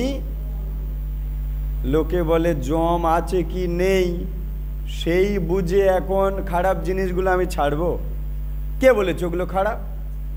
ওসব ওদের বানানো কথাবার্তা। এখানে কি বললো ভগবান নিজে? কি বললো? দেখো দেখো দেখো দেখো দেখো, দণ্ডদাতাদের মধ্যে আমি। তাই সাধু কখনো বানিয়ে বানিয়ে কিছু বলে না, ভগবান যা বলেছে সেটাই তুলে ধরে। তাই শাস্ত্র কি বলছে? পালাইতে পথ নাই, হরিনাম করো জীব আর সব মিছে, পালাইতে পথ নাই, জম আছে পিছে। তাই সবাই জপের মালা নিয়ে হরিনাম করুন। বিশ্লেষণ, তাই বলছো যমকে আমি বানিয়ে রেখেছি, আমার আদেশে সে দণ্ড দিচ্ছে। কাদের দণ্ড দেয়? যারা আমিষ খায়, যারা নেশা করে, যারা অবৈধ যৌন ক্রীড়া করে, আর যারা তাস পাশা জুয়া লুডো লটারি কাটে তাদের। বিশ্লেষণ, দেবতা আর অসুরেরা যখন সমুদ্র মন্থন করে তখন অমৃত আর বিষ উঠেছিল। মহাদেব সেই বিষ ধারণ করেছেন কণ্ঠে। অমৃত হতে অনেক জীবের সৃষ্টি হয়, যাদের মধ্যে ছিল উচ্চৈশ্রবা নামক অশ্ব এবং ঐরাবত নামক হাতি। মানুষদের মধ্যে দেবগুণাবলী ভূষিত ধর্মপরায়ণ রাজা, যার মধ্যে সমস্ত ধর্মগুণ থাকে, সেটাও ভগবানেরই সৃষ্টি, রাজা। সমস্ত প্রজা, যার মধ্যে ধর্ম আছে, সেই রাজা, ধার্মিক রাজা। সমস্ত প্রজাগণকে রক্ষার পালন করেন, তাই রাজা হচ্ছে শ্রীকৃষ্ণের প্রতিভু, শ্রীকৃষ্ণের প্রতিনিধি। শ্রীরামচন্দ্র মহারাজ, যুধিষ্ঠির মহারাজ, পরীক্ষিত প্রভৃতি নরপতিগণ ছিলেন অত্যন্ত ধর্মপরায়ণ রাজা। ধর্মনীতি হ্রাস পাওয়ায় আধুনিক যুগে রাজতন্ত্র লুপ্ত হয়ে গেছে। অসীম শক্তিশালী বজ্র শ্রীকৃষ্ণের প্রতীক। বজ্র একটা অস্ত্র। অপ্রাকৃত ধাম কৃষ্ণলোকে রয়েছে সুরভি গাভী, ওটাও কৃষ্ণ বানিয়ে রেখেছে। গোলক বৃন্দাবনে সুরভি গোমাতা আছে, যাদের যে কোনো সময় দহন করলে ইচ্ছা মতো পরিমাণে দুধ পাবে। যখন খুশি দুধ দহন করো, দুধ পাবে, যত চাইবে পাবে। তাদেরকে বলে সুরভি গাভী। গোলক বৃন্দাবনে আছে, এই জগতে নেই। কারণ এই জগতে থাকলে মোটামুটি তার শেষ করে দিত, কারণ এখানে সব অধার্মিক লোক বাস করে আর সেখানে সব ধার্মিক লোক বাস করে। শ্রীকৃষ্ণ এই সুরভিদের পালন করেন সুসন্তান উৎপাদনের জন্য। সংযত কাম, কি বললো? অসংযত কাম নয়, অসংযত কাম যেটা ইন্দ্রিয় সুখের জন্য ব্যবহার করছে কিন্তু সন্তান নেবে না। ভালো করেই জানে বাবা মা সন্তান নেব না, কিন্তু মিলন করছি, ওখানটায় কৃষ্ণ বাস করে না। ওখানে কামরূপী শত্রু, কামদেব শত্রুর কাজ করে, নরকে নিয়ে যাওয়ার কাজ করে। কিন্তু বাবা মা যখন ভালো করে জানে আমরা মিলন করছি একটা সন্তান নেব বলে, তখন সেখানে কৃষ্ণ আশীর্বাদ করার জন্য ওখানে থাকে। পুরুষের শরীরে, স্ত্রীর শরীরে থেকে সন্তান আনয়নের কাজটা করে, নইলে আসবে না। শ্রীকৃষ্ণ এই সুরভিদের পালন করেন সুসন্তান উৎপাদনের জন্য। সংযত কাম হচ্ছে কন্দর্প, তা শ্রীকৃষ্ণের প্রতিনিধি। কামদেবের আরেক নাম কন্দর্প, ওটা কৃষ্ণেরই পাঠানো একটা প্রতিনিধি।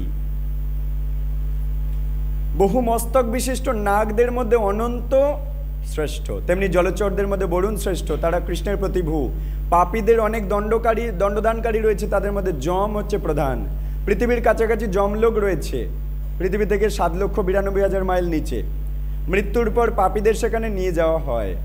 যমরাজ তাদের জন্য বিভিন্ন ধরনের শাস্তির ব্যবস্থা করেন। পৃথিবীর নিচে 7,92,000 মাইল নিচে পাতালের ডান দিকে যমলোক আছে, সেখানে ওই যারা 4টে পাপকর্মে লিপ্ত তাদেরকে টেনে নিয়ে যাবে এবং দণ্ড দেবে। এখন নেক্সট টপিক আমরা যাবো হরে কৃষ্ণ হরে কৃষ্ণ কৃষ্ণ কৃষ্ণ হরে হরে হরে রাম হরে রাম রাম রাম হরে হরে। সমস্ত বিদ্যার মধ্যে আমি আধ্যাত্মিক বিদ্যা, পড়াশোনা, পড়াশোনার মধ্যেও কৃষ্ণ আছে। এই যে পড়াশোনা এক্ষুনি আপনারা করছেন এটাকে বলে আধ্যাত্মিক বিদ্যা। এই আধ্যাত্মিক বিদ্যার মধ্যে কৃষ্ণ বাস করে। দৈত্যগণের মধ্যে আমি প্রহ্লাদ, প্রহ্লাদকে সবাই চেনো। বশীকারীদের মধ্যে আমি কাল, পশুদের মধ্যে আমি সিংহ, পাখিদের মধ্যে আমি গরুড়, পবিত্রকারী বস্তুদের মধ্যে আমি বায়ু, শস্ত্রধারীদের মধ্যে আমি পরশুরাম, মৎস্যদের মধ্যে আমি মকর, সমস্ত নদীর মধ্যে আমি গঙ্গা। হে অর্জুন, সকল সৃষ্ট বস্তুর আমি আদি, মধ্য এবং অন্ত। যা যা দেখছো চারিদিকে তার আদি, মধ্য, অন্ত, যেখানেই যাও না কেন সব কৃষ্ণের তৈরি। সমস্ত বিদ্যার মধ্যে আমি আধ্যাত্মিক বিদ্যা। এবং তার্কিকদের তর্কবিদ্যায় আমি অন্তিম সিদ্ধান্ত।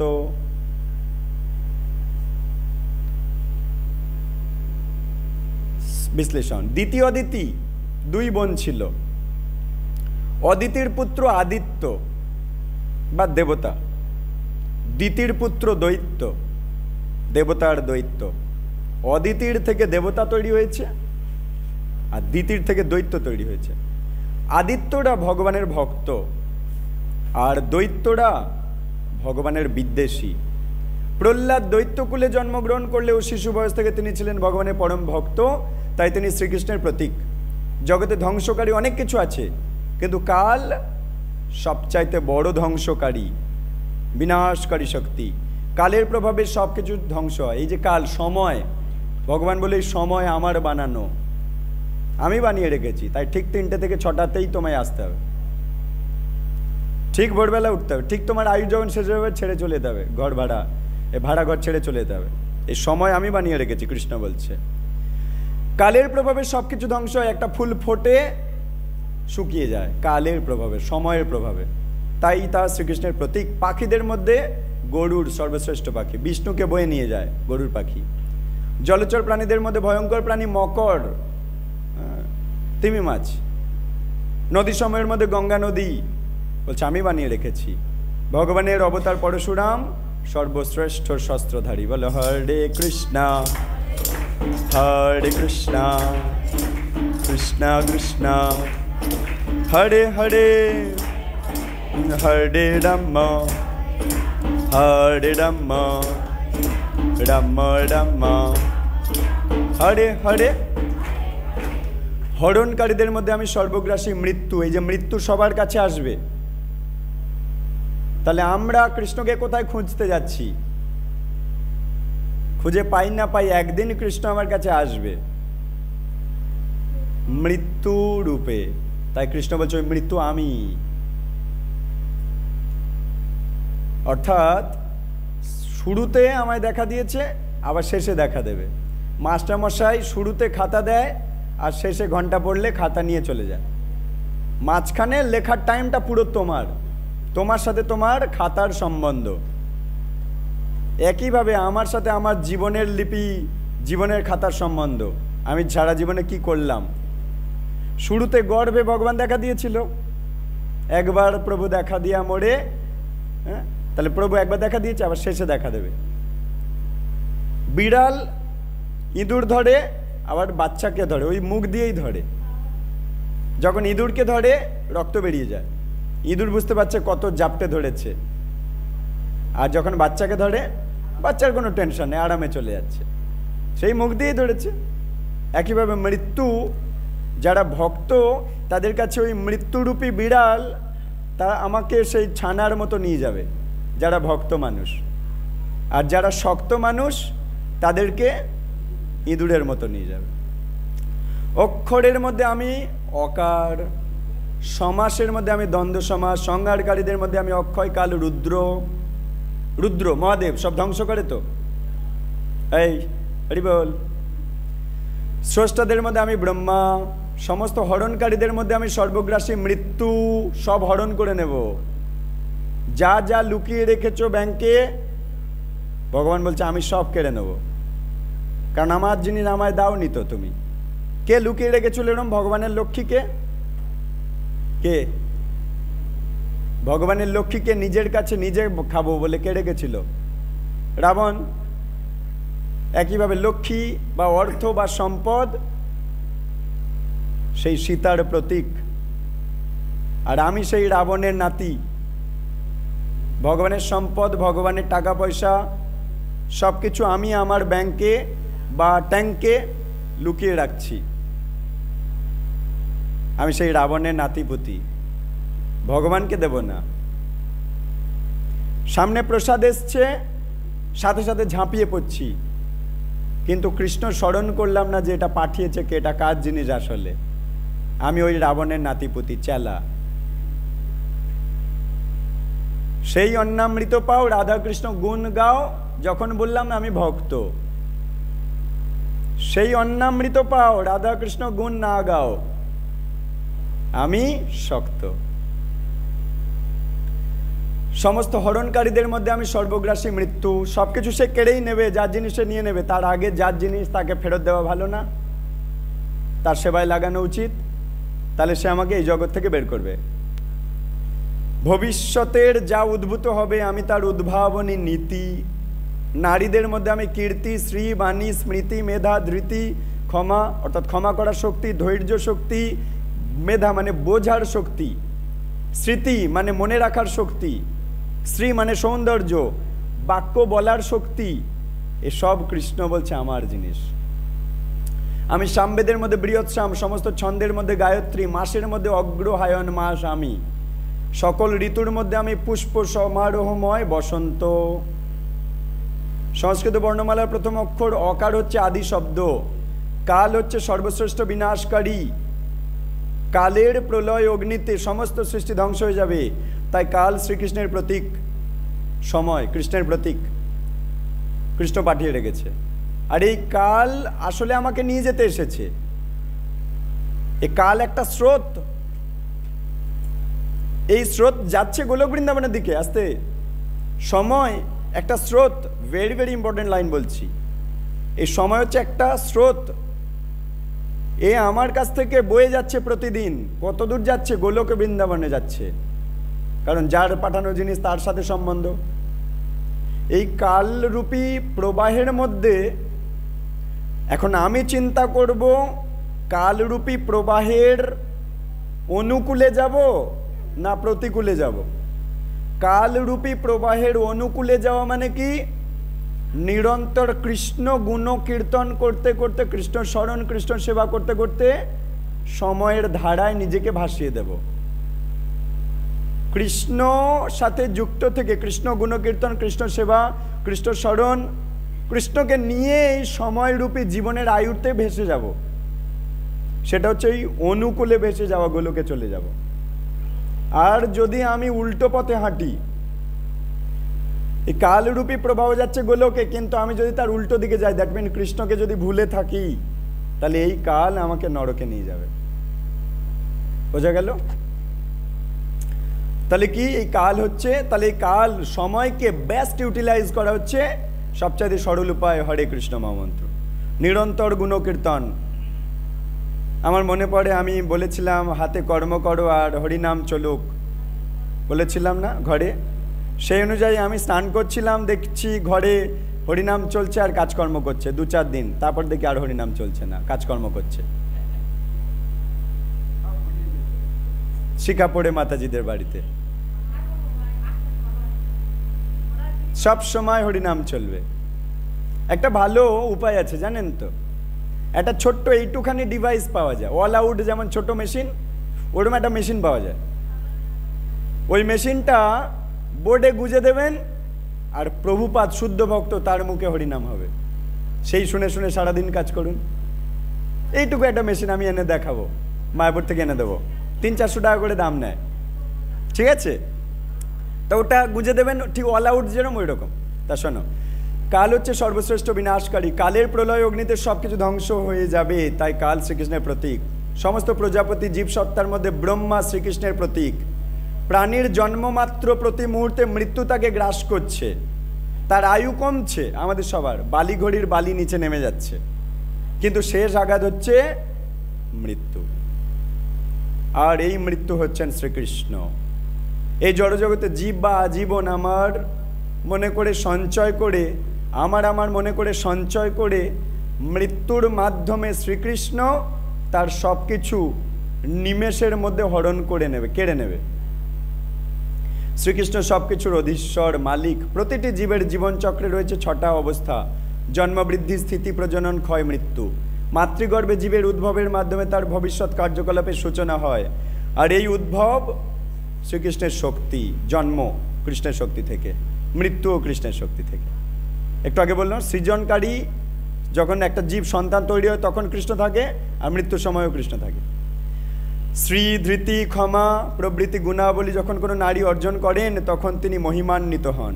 সুন্দর সুর ছন্দে ভরা সামবেদ শ্রেষ্ঠ, সুর ছন্দে সামবেদ ভর্তি, তা দেবতাদের দ্বারা গীত হয়। সামবেদের একটা অংশ হচ্ছে বৃহৎসাম, যা অপূর্ব সুর মাধুর্যপূর্ণ। যাক এইসব আছে।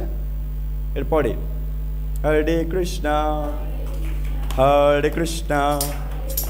কৃষ্ণ কৃষ্ণ হরে হরে, হরে রাম রে ঠিক করে মারো, বেশ পড়ছে না। রাম রাম হরে হরে, মিচি মারছে, ইচ্ছা নেই। পাণ্ডবদের মধ্যে আমি ধনঞ্জয়, আমি বঞ্চনাকারীদের মধ্যে দূত ক্রীড়া, তেজস্বীদের মধ্যে তেজ, বঞ্চনা, যুধিষ্ঠির বঞ্চনা হয়ে যায় না, সব রাজ্য সম্পত্তি সব নষ্ট হয়ে গেল। ওই দূত বাস করে, দূত রূপে ভগবান বাস করে দূত ক্রীড়ার মধ্যে। আমি বিজয়, আমি উদ্যম, আমি বলবানদের মধ্যে বল। তাহলে উদ্যম, প্রচার কার্যে যাব উদ্যম, ওই উদ্যম কৃষ্ণ। এই ক্লাসে আসবে একটা উদ্যম কৃষ্ণ করাচ্ছে। কোনো বলবান ব্যক্তির বল কৃষ্ণ। আমি বিজয়, বৃষ্ণিদের মধ্যে আমি বাসুদেব, পাণ্ডবদের মধ্যে আমি ধনঞ্জয়, মুনিদের মধ্যে আমি ব্যাসদেব, কবিদের মধ্যে আমি শুক্রাচার্য। আমি দমনকারী উপায় সমূহের মধ্যে দণ্ড এবং বিজয় লাভে ইচ্ছুকদের মধ্যে নীতি। আমি গুহ্য বিষয়ের মধ্যে আমি মৌন, যেগুলো গোপন রাখার বিষয় ভগবান সবচাইতে বড় গোপনকারী। ভগবান কাউকে বলবে না। আপনি একে ওকে তাকে কিছু বললে সে বলে দিতে পারে অন্য কাউকে। কিভাবে? আপনি তাকে মনে করলেন খুব কাছের ব্যক্তি, একে বলা যেতে পারে, এই চিন্তা করে বললেন যে ও কাউকে বলবে না, কিন্তু সে অন্য কারোর কাছে গিয়ে বলবে এই তুই কাউকে বলিস না, কিন্তু তুই কাউকে বলিস না, কিন্তু ও আমাকে বলেছে কাউকে যেন না বলতে, কিন্তু অলরেডি বলা হয়ে গেছে। তাই এখানে কৃষ্ণ বলছে গুহ্য বিষয়ের মধ্যে আমি মৌন, জ্ঞানবানদের মধ্যে জ্ঞান আমি, যার মধ্যে জ্ঞান আছে ওই জ্ঞানটা কৃষ্ণ আসলে দিয়ে রেখেছে। হে অর্জুন, সর্বভূতের উৎপাদক বীজও আমি, সর্বভূতের উৎপাদক বীজ মানে আত্মা আমি দিয়ে রেখেছি, আমি আত্মা বানিয়ে রেখেছি। একটা সর্ষের দানার মধ্যে প্রাণ লুকিয়ে আছে, সেই গাছ হয়ে যাচ্ছে। একটা বট গাছের দানার মধ্যে বিরাট বট গাছ হয়ে যাচ্ছে। কিভাবে? ওই দানার মধ্যে কৃষ্ণ আত্মা দিয়ে রেখেছে। আমাকে ছাড়া স্থাবর বা জঙ্গম কোনো কিছুরই অস্তিত্ব থাকতে পারে না। আচ্ছা, নেক্সট টপিক। ভগবানের অচিন্ত বৈভব এই জগতে কেবল আংশিক প্রকাশিত। হরে কৃষ্ণ কৃষ্ণ কৃষ্ণ হরে হরে, হরে রাম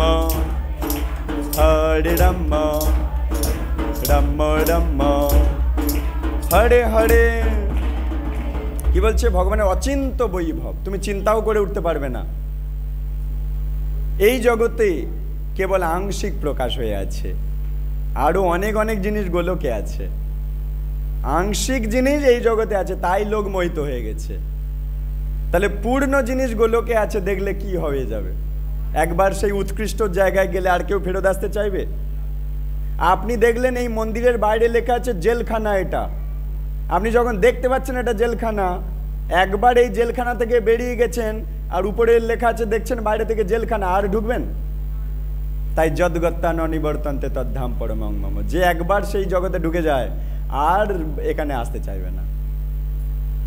হে পরন্তম, আমার দিব্য বিভূতির কোনো অন্ত নেই, আমার অনন্ত বিভূতির কিছু দৃষ্টান্ত মাত্র আমি বললাম, কিছু বললাম। জেনে রেখো যে জগতে যা কিছু ঐশ্বর্য, যা কিছু সৌন্দর্য, যা কিছু বলযুক্ত, সেই সমস্ত আমার তেজ, আমার তেজের অংশ মাত্র। হে অর্জুন, অধিক জানার কি দরকার? বেশি জেনে কি করবে? কেবল এই মাত্র জেনে রেখো, এটাই শুধু জেনে রাখো যে আমি কেবল আমার এক অংশের দ্বারা এই সমগ্র মহাজগতে ব্যাপ্ত হয়ে আছি। আমার কিছুটা অংশ এই জগৎ তৈরি করে দিয়েছে। আমার পূর্ণ জিনিস জানলে তুমি ধরতে পারবে না তোমার বুদ্ধিতে। আচ্ছা, এখানেই 14তম ক্লাস এন্ড হচ্ছে। এখন আমরা নেক্সট ক্লাসে যাব। সেটা কি না, এই 10 চ্যাপ্টার না 11 চ্যাপ্টার। ওকে, 15তম ক্লাস স্টার্ট হচ্ছে। আজকের ক্লাস, ওটা গত ক্লাসে একটুখানি বাকি ছিল। গত ক্লাসে আমরা 2 ঘন্টা পড়েছিলাম আসলে, হ্যাঁ আমাদের এমন টাইম ছিল, ঠিক আছে। এই ক্লাসে আমরা বিষয়সূচি দেখে নেন হু করে।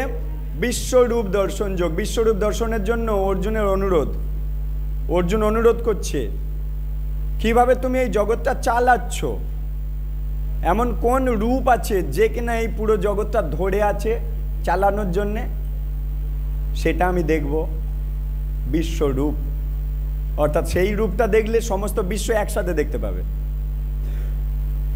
যেমন আপনি মনে করুন এই রাস্তা দিয়ে যাচ্ছেন, কেবল এই রাস্তার চারিদিকে কত কি গাছপালা আছে, মন্দির ঘর টর আছে দেখতে পাচ্ছেন, কিন্তু গোটা গ্রামে কোথায় কি আছে দেখতে পাচ্ছেন কি?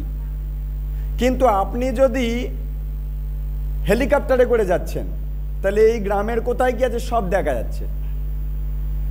একইভাবে অর্জুন বলছে আমি কুরুক্ষেত্রের রণাঙ্গনে দাঁড়িয়ে আছি, হে কৃষ্ণ আমি তোমাকে দেখতে পাচ্ছি আর এইসব সেনা টেনা দেখতে পাচ্ছি, কিন্তু পুরো সৃষ্টি তো দেখতে পাচ্ছি না।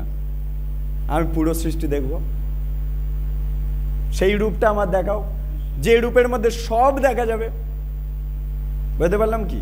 এই হচ্ছে বিশ্বরূপ। বিশ্বরূপ দর্শনের জন্য অর্জুন অনুরোধ করছে, শ্রীকৃষ্ণের বিশ্বরূপ দেখাবেন। হ্যাঁ, শ্রীকৃষ্ণ বিশ্বরূপ দেখাচ্ছেন। ভগবানের বিস্ময়কর বিশ্বরূপের বর্ণনা পাবো। কি কি বর্ণনা, কি কি অর্জুন দেখছে? বিস্মিত রোমাঞ্চিত অর্জুনের করজোড়ো প্রার্থনা, অবাক হয়ে গেছে এত দেখে, হাত জোড় করে প্রার্থনা করছে, তোমার আদি অন্তহীন রূপ দর্শনে ত্রিভুবন ভয় পাচ্ছে, হে অর্জুন তুমি নিমিত্ত মাত্র হয়ে যুদ্ধ করো। এরপর ভগবান উপদেশ দেবে যে আমি যুদ্ধটা করিয়ে দিচ্ছি, তুমি তো নিমিত্ত মাত্র, তুমি সামনে আছো, কিন্তু উপর থেকে তার চালাচ্ছি আমি, তারের পুতুল তুমি। লোক যারা দেখছে পুতুল নাচ, তারা দেখছে তুমি নাচছো, কিন্তু নাচাচ্ছি তো আমি। বোঝা গেল কি? নিমিত্ত মাত্র তুমি, তাই যুদ্ধটা করো, যুদ্ধ করাবো তো আমি। উপর থেকে আঙুল দিয়ে পুতুল নাচ, এরা দেখতে চাইছে ইউটিউবের লোকেরা, আঙুল দিয়ে পুতুল নাচ, তারের পুতুল নাচ দেখাবে। আচ্ছা, পুনরায় অর্জুনের প্রার্থনা, হে অমিত প্রভাব আমার ধৃষ্টতা ক্ষমা করো। হ্যাঁ, আমি অনেক তোমাকে বন্ধু ভেবে অনেক ছোট বড় করে দিয়েছিলাম, খেতে বসতে শুতে ঘুমাতে, নিজের কাছের লোক। তুমি যে জগৎগুরু, তুমি সৃষ্টির মালিক আমি বুঝতে পারিনি তো, তুই তাঙ্গারি করে ফেলেছিলাম, আমার ক্ষমা করো। হে দেবেশ দয়া করে চতুর্ভুজ রূপ ধারণ করো। আমি বিশ্বরূপ দেখেছি, এবার চতুর্ভুজ নারায়ণ রূপটা না দেখলে বাকি থেকে যাবে। গীতার শ্লোক, নারায়ণ রূপটা দেখো, বৈকুণ্ঠে তুমি কি রূপে আছো ওটা না দেখাবে, না দেখিয়ে চলে যাবে, দেখাও। ভগবান চতুর্ভুজ রূপ দেখালেন, সবশেষে সৌম্য সুন্দর দ্বিভুজ রূপ গোলক বৃন্দাবনের রূপ। তাহলে এই বিশ্বরূপ এই জড়জগতের রূপ, চতুর্ভুজ রূপ হচ্ছে বৈকুণ্ঠ ধামের রূপ, আর দ্বিভুজ শ্যাম সুন্দর যে যশোদার ছেলে যে রূপটা কালাচাঁদ, ওটা হচ্ছে গোলক বৃন্দাবনের রূপ। পরিষ্কার? সেই জন্য পরপর পরপর উপরে উঠছে। আগে যে বিশ্বরূপ মানে এই জড় জগৎ কি করে ধরে আছে ভগবান সেটা দেখাবে। সূর্য চন্দ্র এই যে চোখ বলছে না, বিশ্বরূপের চোখ আসলে। দ্বিভুজ রূপের দর্শন লাভ দেবতাদেরও দুর্লভ। অনন্য ভক্তি, ভগবানের কাছে ফিরে যাওয়ার একটাই উপায়, ভক্তির মাধ্যমেই ভগবানের কাছে ফিরে যাওয়া যায়। বলে ভক্তি যোগ কি, ভক্তি অনুশীলনকারী ভক্তবৃন্দ কি। আসুন আমরা প্রবেশ করি একাদশ অধ্যায় বিশ্বরূপ দর্শন যোগ। তার আগে হরে কৃষ্ণ কৃষ্ণ কৃষ্ণ হরে হরে, হরে রাম রাম রাম হরে হরে। অর্জুন কুরুক্ষেত্রের প্রান্তরে ভগবান শ্রীকৃষ্ণের নিকট ভগবত তত্ত্ববিজ্ঞান শুনল। তিনি তার সখা ভগবান কৃষ্ণকে তার বিশ্বরূপ দেখানোর জন্য অনুরোধ করছে। ভগবান অর্জুনের অভিলাষ পূরণের জন্য তাকে দিব্য চক্ষু দিয়েছে। জড় চোখ দিয়ে দেখতে পাওয়া যাবে না, দিব্য চোখ দিল। তারপর তিনি নিজের মহান বিস্ময়কর সেই বিশ্বরূপ দেখিয়ে দিল।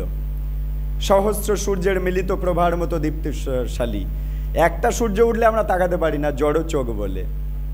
এই জন্য দিব্য চোখ দিল, যাতে করে এই বিশ্বরূপটা হাজার হাজার সূর্য একসাথে যেমন অত আলোর মতো উজ্জ্বল জড় চোখ ছানি পড়ে যাবে। তো জড় চোখ যতক্ষণ তোমার আছে তুমি দেখতে পাবে না, দিলে পুড়ে যাবে, চোখ কানা হয়ে যাবে। তাই জড় চোখের জায়গায় দিব্য চোখ দিয়ে দিয়েছে, এবার দেখতে পাচ্ছে। যেমন আমরা খালি চোখে সূর্যগ্রহণ দেখলে চোখে ইনফেকশন হয়ে যেতে পারে, বলে না? সেজন্য আমরা কি দিয়ে দেখি?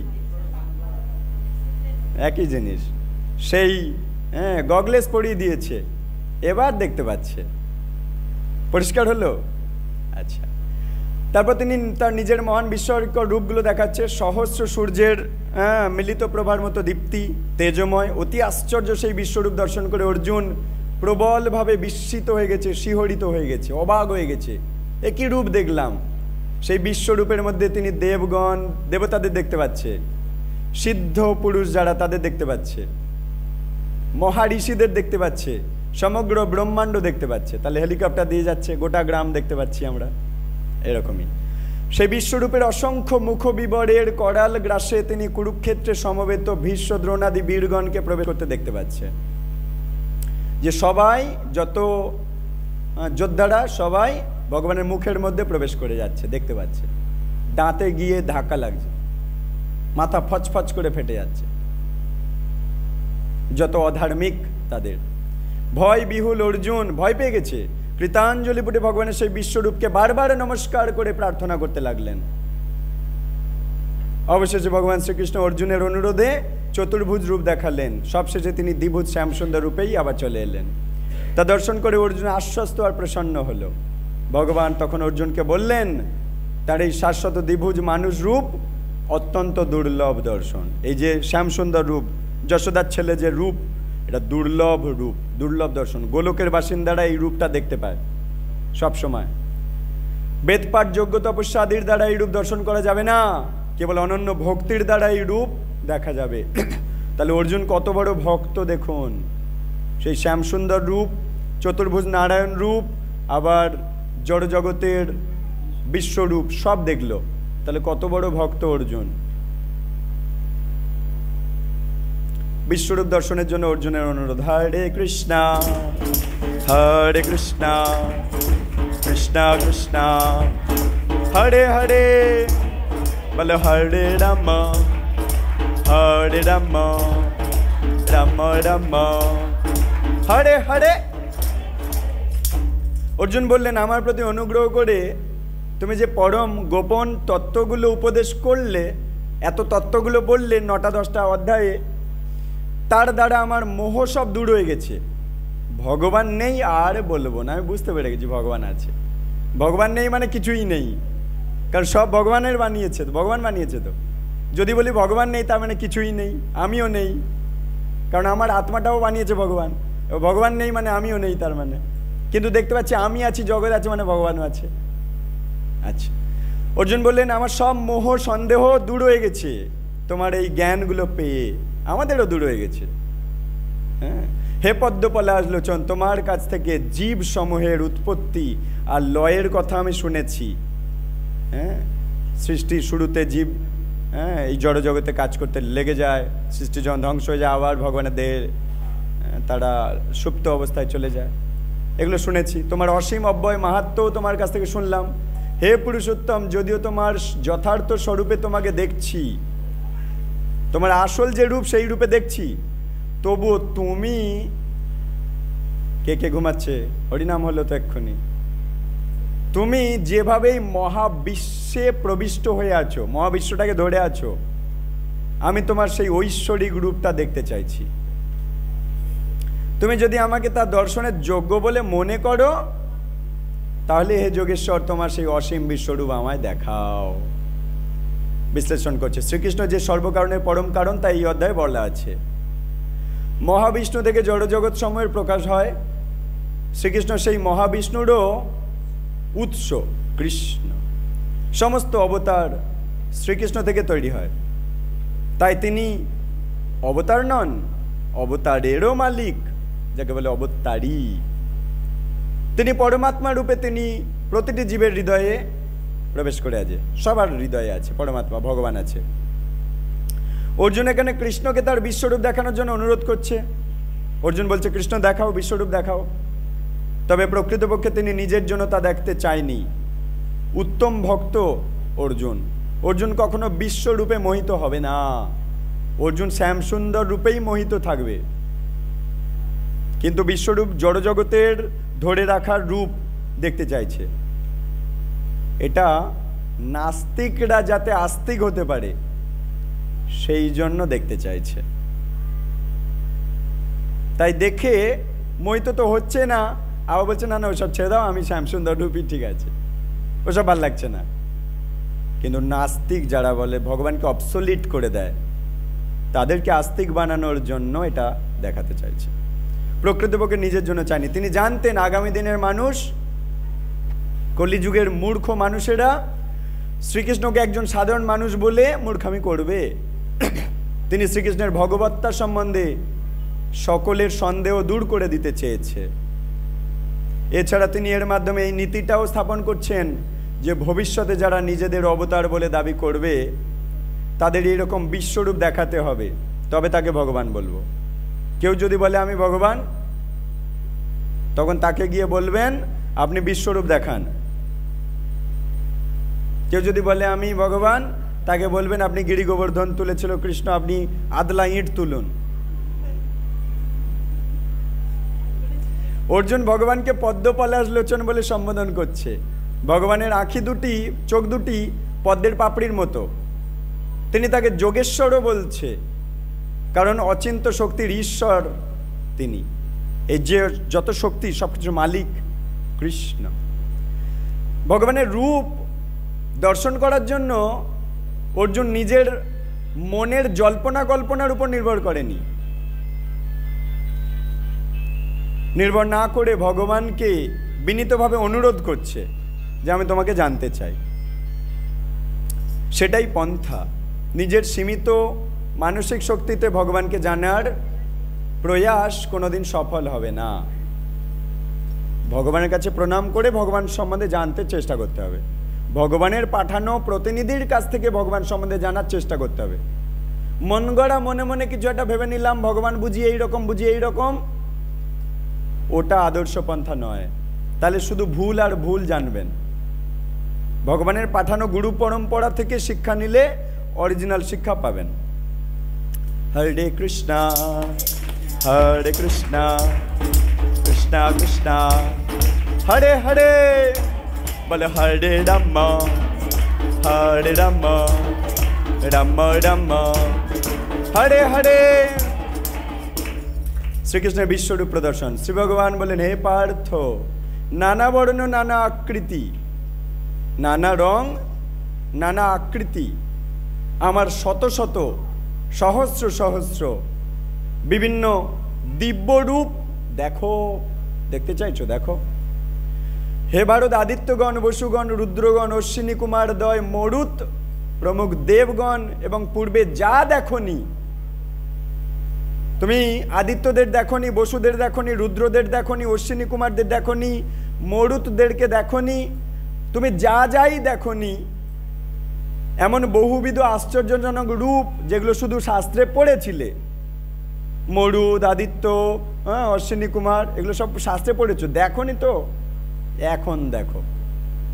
গন্ধর্ব, কিন্নর থেকে শুরু করে যা দৈত্য, দানব, পশু, পাখি, কীট, পতঙ্গ যা এই সৃষ্টিতে আছে, যা তুমি দেখনি, সব এই কুরুক্ষেত্রের রণাঙ্গনে দাঁড়িয়ে দেখো। যা দেখতে ইচ্ছা করে দেখো।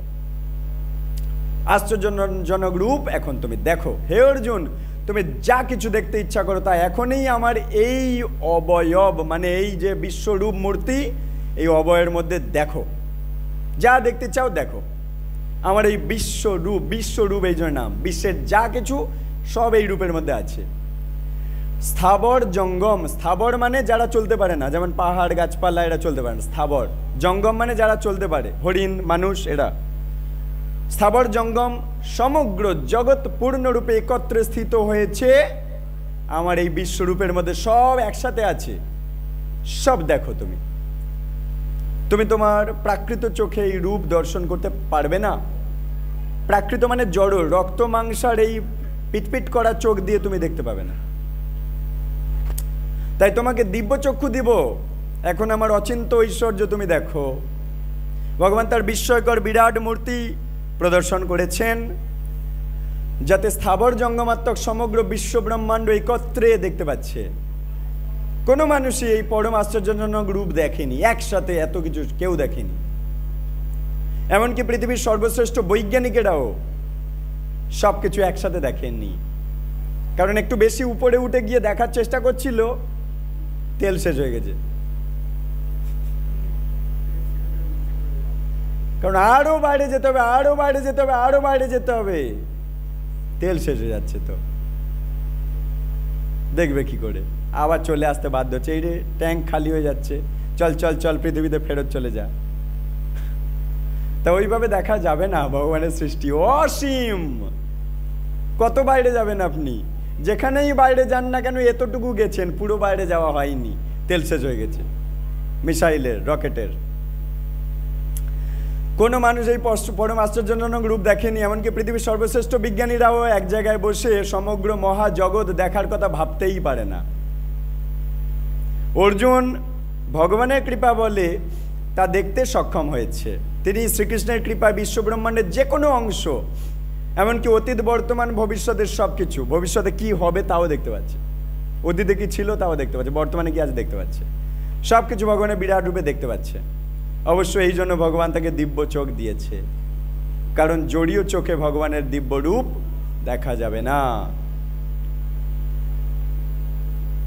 ভগবানের এই, যেমন আমেরিকায় এখন কি খেলা হচ্ছে ক্রিকেটে, আমি এই জড়চোখ দিয়ে এক্ষুনি দেখতে পাবো, কিন্তু ইন্টারনেটের মাধ্যম দিয়ে সেখান থেকে ডেটা এনে আমি ফোনের মাধ্যমে দেখতে পাচ্ছি। ভগবানের এই বিশ্বরূপ দিব্য, কিন্তু তার নিত্য নয়। দিব্য কিন্তু নিত্য নয়। ভগবান যখন এই জড় জগৎটা ধ্বংস করে দেয়, ওই বিশ্বরূপটাও নিজেকে গুটিয়ে নেয়। তাই অনিত্য রূপ, দিব্য রূপ, জড় রূপ নয়, দিব্য রূপ কিন্তু অনিত্য রূপ। তার জড়জগতের প্রকাশের পরিপ্রেক্ষিতে এই রূপের প্রকাশ। জড়জগৎ প্রকাশ হয়েছে, বিশ্বরূপ প্রকাশ হয়েছে। জড়জগৎ যখন ধ্বংস হয়ে যাবে, বিশ্বরূপ আর দেখা যাবে না। বোঝা গেল? তাই জগতের যেমন প্রকাশ লয় হয়, তেমনি এই বিশ্বরূপ প্রকাশ হয় আবার ধ্বংস হয়ে যায়। শুদ্ধ ভক্তগণ ভগবানের বিশ্বরূপ দর্শন করতে উৎসাহী নয়। যারা উত্তম ভক্ত তারা বিশ্বরূপ দেখতে চায় না, অনিত্য তো। আর জড়জগতের তো জড়জগৎ ধরে রাখার রূপ, ওইসব দেখবে কেন? ও কি ওখানকার লোক নাকি? তাই উত্তম ভক্ত সেই গোলকের রূপ দেখতে চায়, বৈকুণ্ঠ ধামের রূপ দেখতে চায়। এই জড়জগতের রূপ দেখতে যাবে কেন? সে কি এখানকার বাসিন্দা নাকি? সে তো নিত্য শাশ্বত অমৃতের পুত্র, সে অমৃতের জগতে যা রূপ সেটা দেখতে চাইবে। কিন্তু নাস্তিকরা এই জড়জগৎকে কামড়ে ধরে আছে, তারা এই বিশ্বরূপটা বেশি আগ্রহী হবে, তবে ভগবানকে মানবে। ও ভগবান বলে তাহলে এইভাবে ধরে আছে। ধীরে ধীরে ধীরে ধীরে বিশ্বরূপ, তারপরে ধীরে ধীরে ধীরে ধীরে অপ্রাকৃত গোলক বৃন্দাবনের রূপ, তো অনেক পরে বুঝতে পারবে। কিন্তু আগে তার কাছে যে বিশ্বরূপ আছে, এই জড়জগৎটা ধরে রাখা, সেটা আগে জানবে নাস্তিকরা। ইয়েস, বিশ্বাস জাগ্রত করার জন্য বিশ্বরূপ এসেছে। তাই কিন্তু শুদ্ধ ভক্তরা আগ্রহী নয়, তারা ভগবানের প্রেমময় মাধুর্যে আকৃষ্ট, মাধুর্য রূপ, শ্যামসুন্দর রাধাকৃষ্ণ রূপ দেখতে চায়। বৃন্দাবনে ভগবান শ্রীকৃষ্ণের সখাগণ, বান্ধবী বর্গ, পিতামাতা কেউই শ্রীকৃষ্ণের ঐশ্বর্য দেখতে চায় না। তারা শ্রীকৃষ্ণকে এত ভালোবাসে, শ্রীকৃষ্ণ যে পরমেশ্বর সেটা তারা ভুলে গেছে। গোপবালকেরা হচ্ছে কৃষ্ণের নিত্য বন্ধু, গোপবালক এরা কৃষ্ণের নিত্য সহচর। তারা জানেই না যে কৃষ্ণ হচ্ছে ভগবান, যা শাস্ত্রে শাস্ত্রে লেখা আছে। ওরা জানেই না, ওরা এত উন্নত, ওরা গোলক বৃন্দাবনের বাসিন্দা। কৃষ্ণের সাথে একই কাঁধে উঠে কলা পাড়ে, পেয়ারা পাড়ে, আম পাড়ে, বা কখনো বন্ধুর কাঁধে কৃষ্ণ ওঠে, উঠে আম পাড়ে, পেড়ে খায়। হ্যাঁ, তারা শ্রীকৃষ্ণের তাহলে এত অন্তরঙ্গ, তারা শ্রীকৃষ্ণের অনবদ্য প্রেমপূর্ণ মধুরতায় আকৃষ্ট হয়। তাকে তাদের আপন অন্তরঙ্গ বন্ধু রূপে জানে, খেলার সাথী বলে জানে গোলকবাসীরা। ভগবানও এতে অত্যন্ত খুশি হয়। তাই পরের টপিকে যাব, বলে হরে কৃষ্ণা, হাসি মুখে বলো হরে কৃষ্ণা, কৃষ্ণা কৃষ্ণা হরে হরে হরে রাম হরে রাম রাম রাম হরে হরে। ভগবান কৃষ্ণচন্দ্র কানাইলাল কি। ভগবান শ্রীকৃষ্ণ ভগবানের বিস্ময়কর বিশ্বরূপের বর্ণনা। বিস্ময়কর মানে অবাক করা বিশ্বরূপের বর্ণনা আগে কোনোদিন দেখেনি। আমরাও দেখবো এখনই। অর্জুন দেখছে, আমাদেরকেও দেখাবে। অর্জুনের দয়ায় আমরাও দেখতে পাবো।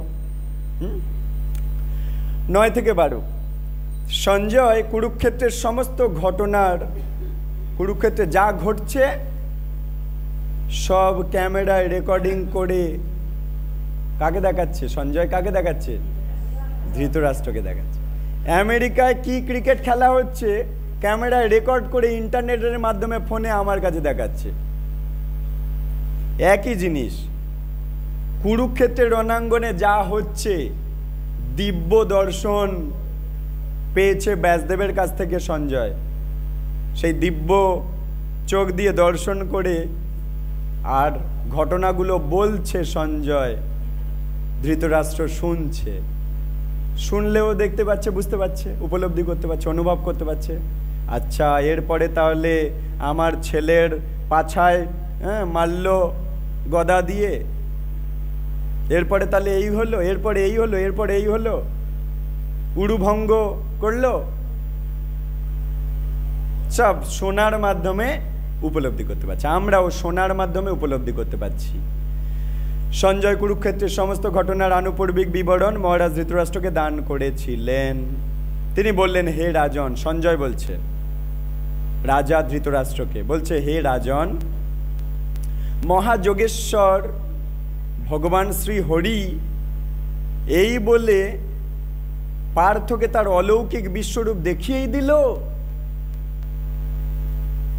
সঞ্জয় ধৃতরাষ্ট্রকে বলছে কৃষ্ণ ভগবান পার্থকে দেখিয়েই দিল বিশ্বরূপ।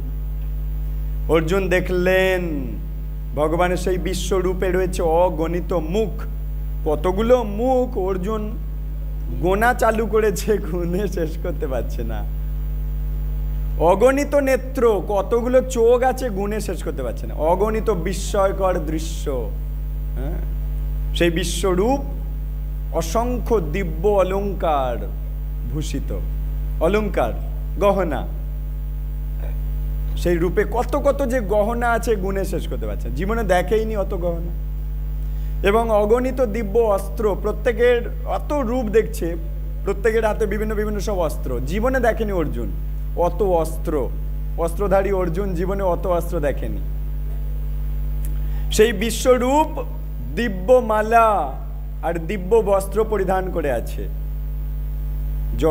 জড়মালা জড় বস্ত্র নয়, দিব্যমালা দিব্য বস্ত্র। এবং তার দেহ নানা দিব্য গন্ধে অনুলিপ্ত, সুগন্ধ বেরোচ্ছে। সেই রূপ ছিল পরম আশ্চর্যময়, দীপ্তিমান, অসীম ও সর্বব্যাপী। যদি আকাশে হাজার হাজার সূর্য একসাথে উদিত হয়, একটা সূর্য, হাজার হাজার সূর্য যদি ওঠে আকাশে, তাহলে তাদের মিলিত দীপ্তি, মিলিত যে জ্যোতি, পরম পুরুষের বিশ্বরূপের জ্যোতির কিঞ্চিত, হাজার সূর্য একসাথে জ্বললেও বিশ্বরূপের আলোর কাছে হাজার সূর্যের আলো কিঞ্চিত। বিশ্বরূপে এত জ্যোতি। অর্জুন মহাবিস্ময়কর বিশ্বরূপ দর্শন করেছিলেন, যা অবর্ণনীয়। ভগবানের সেই রূপের মধ্যে ছিল সীমাহীন হাত, পা, নেত্র, মুখ, আরো অসংখ্য রূপ। ভগবানের সেই সব প্রকাশসমূহ সমগ্র বিশ্ব ব্রহ্মাণ্ড জুড়ে ব্যাপ্ত ছিল, কিন্তু ভগবানের কৃপায় অর্জুন এক জায়গায় বসেই তা দেখতে পাচ্ছে। বলে হরে কৃষ্ণ কৃষ্ণ কৃষ্ণ হরে হরে, হরে রাম রাম রাম হরে হরে। বিস্মিত, অবাক হয়ে গেছে, রোমাঞ্চিত হয়ে গেছে, সারা শরীর আনন্দ হচ্ছে। হ্যাঁ, রোমাঞ্চিত হয়ে গেছে, অবাক কাণ্ড। অর্জুনের করজোড়ে প্রার্থনা, অর্জুন হাত জোড় করে ফেলেছে। অর্জুন বহুভাবে বিভক্ত সমগ্র বিশ্ব ব্রহ্মাণ্ড ভগবানের সেই বিরাট শরীরে, সমস্ত বিশ্ব ভগবানের ওই শরীরে একসাথে দেখতে পাচ্ছে। তিনি সেই বিশ্বরূপ দর্শন করে অত্যন্ত বিস্ময়ে আবিষ্ট, রোমাঞ্চিত হয়ে গেছে। তখন তিনি অবনত মস্তকে মাথা নত করে ভগবানকে প্রণাম করে কৃতাঞ্জলি পুটে মানে হাত জোড় করে, কৃতাঞ্জলি পুট মানে হাত জোড় করে প্রার্থনা করতে শুরু করলেন। যে সময় শ্রীকৃষ্ণ অর্জুনকে বিশ্বরূপ দর্শন করিয়েছিলেন তখন উভয়ই ছিলেন রথে বসে, কৃষ্ণ অর্জুন রথে বসে। অর্জুন কৃষ্ণের মধ্যে অনন্ত গ্রহলোক দেখতে পাচ্ছে, যেগুলি মাটি, স্বর্ণ, মণি প্রভৃতি নানা পদার্থ দিয়ে তৈরি, কিন্তু যুদ্ধক্ষেত্রে উপস্থিত কেউ কিছুই দেখতে পাচ্ছে না। অর্জুন একা দিব্য চোখ পেয়েছে, একা দেখতে পাচ্ছে, কারণ শ্রীকৃষ্ণ কেবল অর্জুনকেই দিব্য দৃষ্টি দিয়েছিলেন, আর কাউকে নয়। অর্জুন ও শ্রীকৃষ্ণের মধ্যে ছিল বন্ধুর সম্পর্ক, কিন্তু শ্রীকৃষ্ণ যখন বিশ্বরূপ দেখাচ্ছে তখন সেই সম্পর্কের আকস্মিক পরিবর্তন হয়ে গেছে। এখন অর্জুন আর কৃষ্ণ আমার গলায় গলায় বন্ধু আর মনে করছে না, বুঝতে পেরে গেছে এই ছেলেটা কোনো সাধারণ ছেলে নয়। আমরাও সেই মূর্খতাকে মাটিতে মিশিয়ে দিয়েছি, আমরা বুঝতে পারছি গোপাল ঠাকুর কোনো সাধারণ ছেলে নয়। শ্রীকৃষ্ণ যখন বিশ্বরূপ দেখাচ্ছে সেই সম্পর্ক আকস্মিক চেঞ্জ হয়ে গেছে, বন্ধু বন্ধু সম্পর্ক, গলায় গলায় সম্পর্ক, তুই তাঙ্গারির সম্পর্ক পাল্টে গেছে। অর্জুনের মধ্যে মহা বিস্ময়ের সৃষ্টি হয়েছে, তিনি রোমাঞ্চিত হয়ে, টাইট দিস না, ঠিক আছে, তিনি রোমাঞ্চিত হয়ে সসম্ভ্রমে শ্রীকৃষ্ণকে নতমস্তকে প্রণাম করে জোড় হাতে স্তব করতে লাগলেন। ভগবানের প্রতি অর্জুনের সখ্যরস বিস্ময় রসে, সখ্যরস বন্ধু বন্ধু রস, বন্ধু বন্ধু সম্বন্ধ, সেটা বিস্ময় রসে রূপান্তর, অবাক করা সম্বন্ধ তৈরি হয়ে গেছে। বলে হরে কৃষ্ণ কৃষ্ণ কৃষ্ণ হরে হরে, হরে রাম রাম রাম হরে হরে। তুমি জগতের পরম আশ্রয়, তুমি সনাতন পরম পুরুষ। কি বলছে অর্জুন? তুমি জগতের পরম আশ্রয়, তুমি সনাতন পুরুষ। হ্যাঁ, এই সম্বন্ধে কি বলছে দেখুন। অর্জুন বলছেন, হে দেব, আমি তোমার বিশ্বরূপে সমস্ত দেবতা ও জীব সমূহকে দেখতে পাচ্ছি, ঋষিদের দেখতে পাচ্ছি, দিব্য সর্পদের দেখতে পাচ্ছি।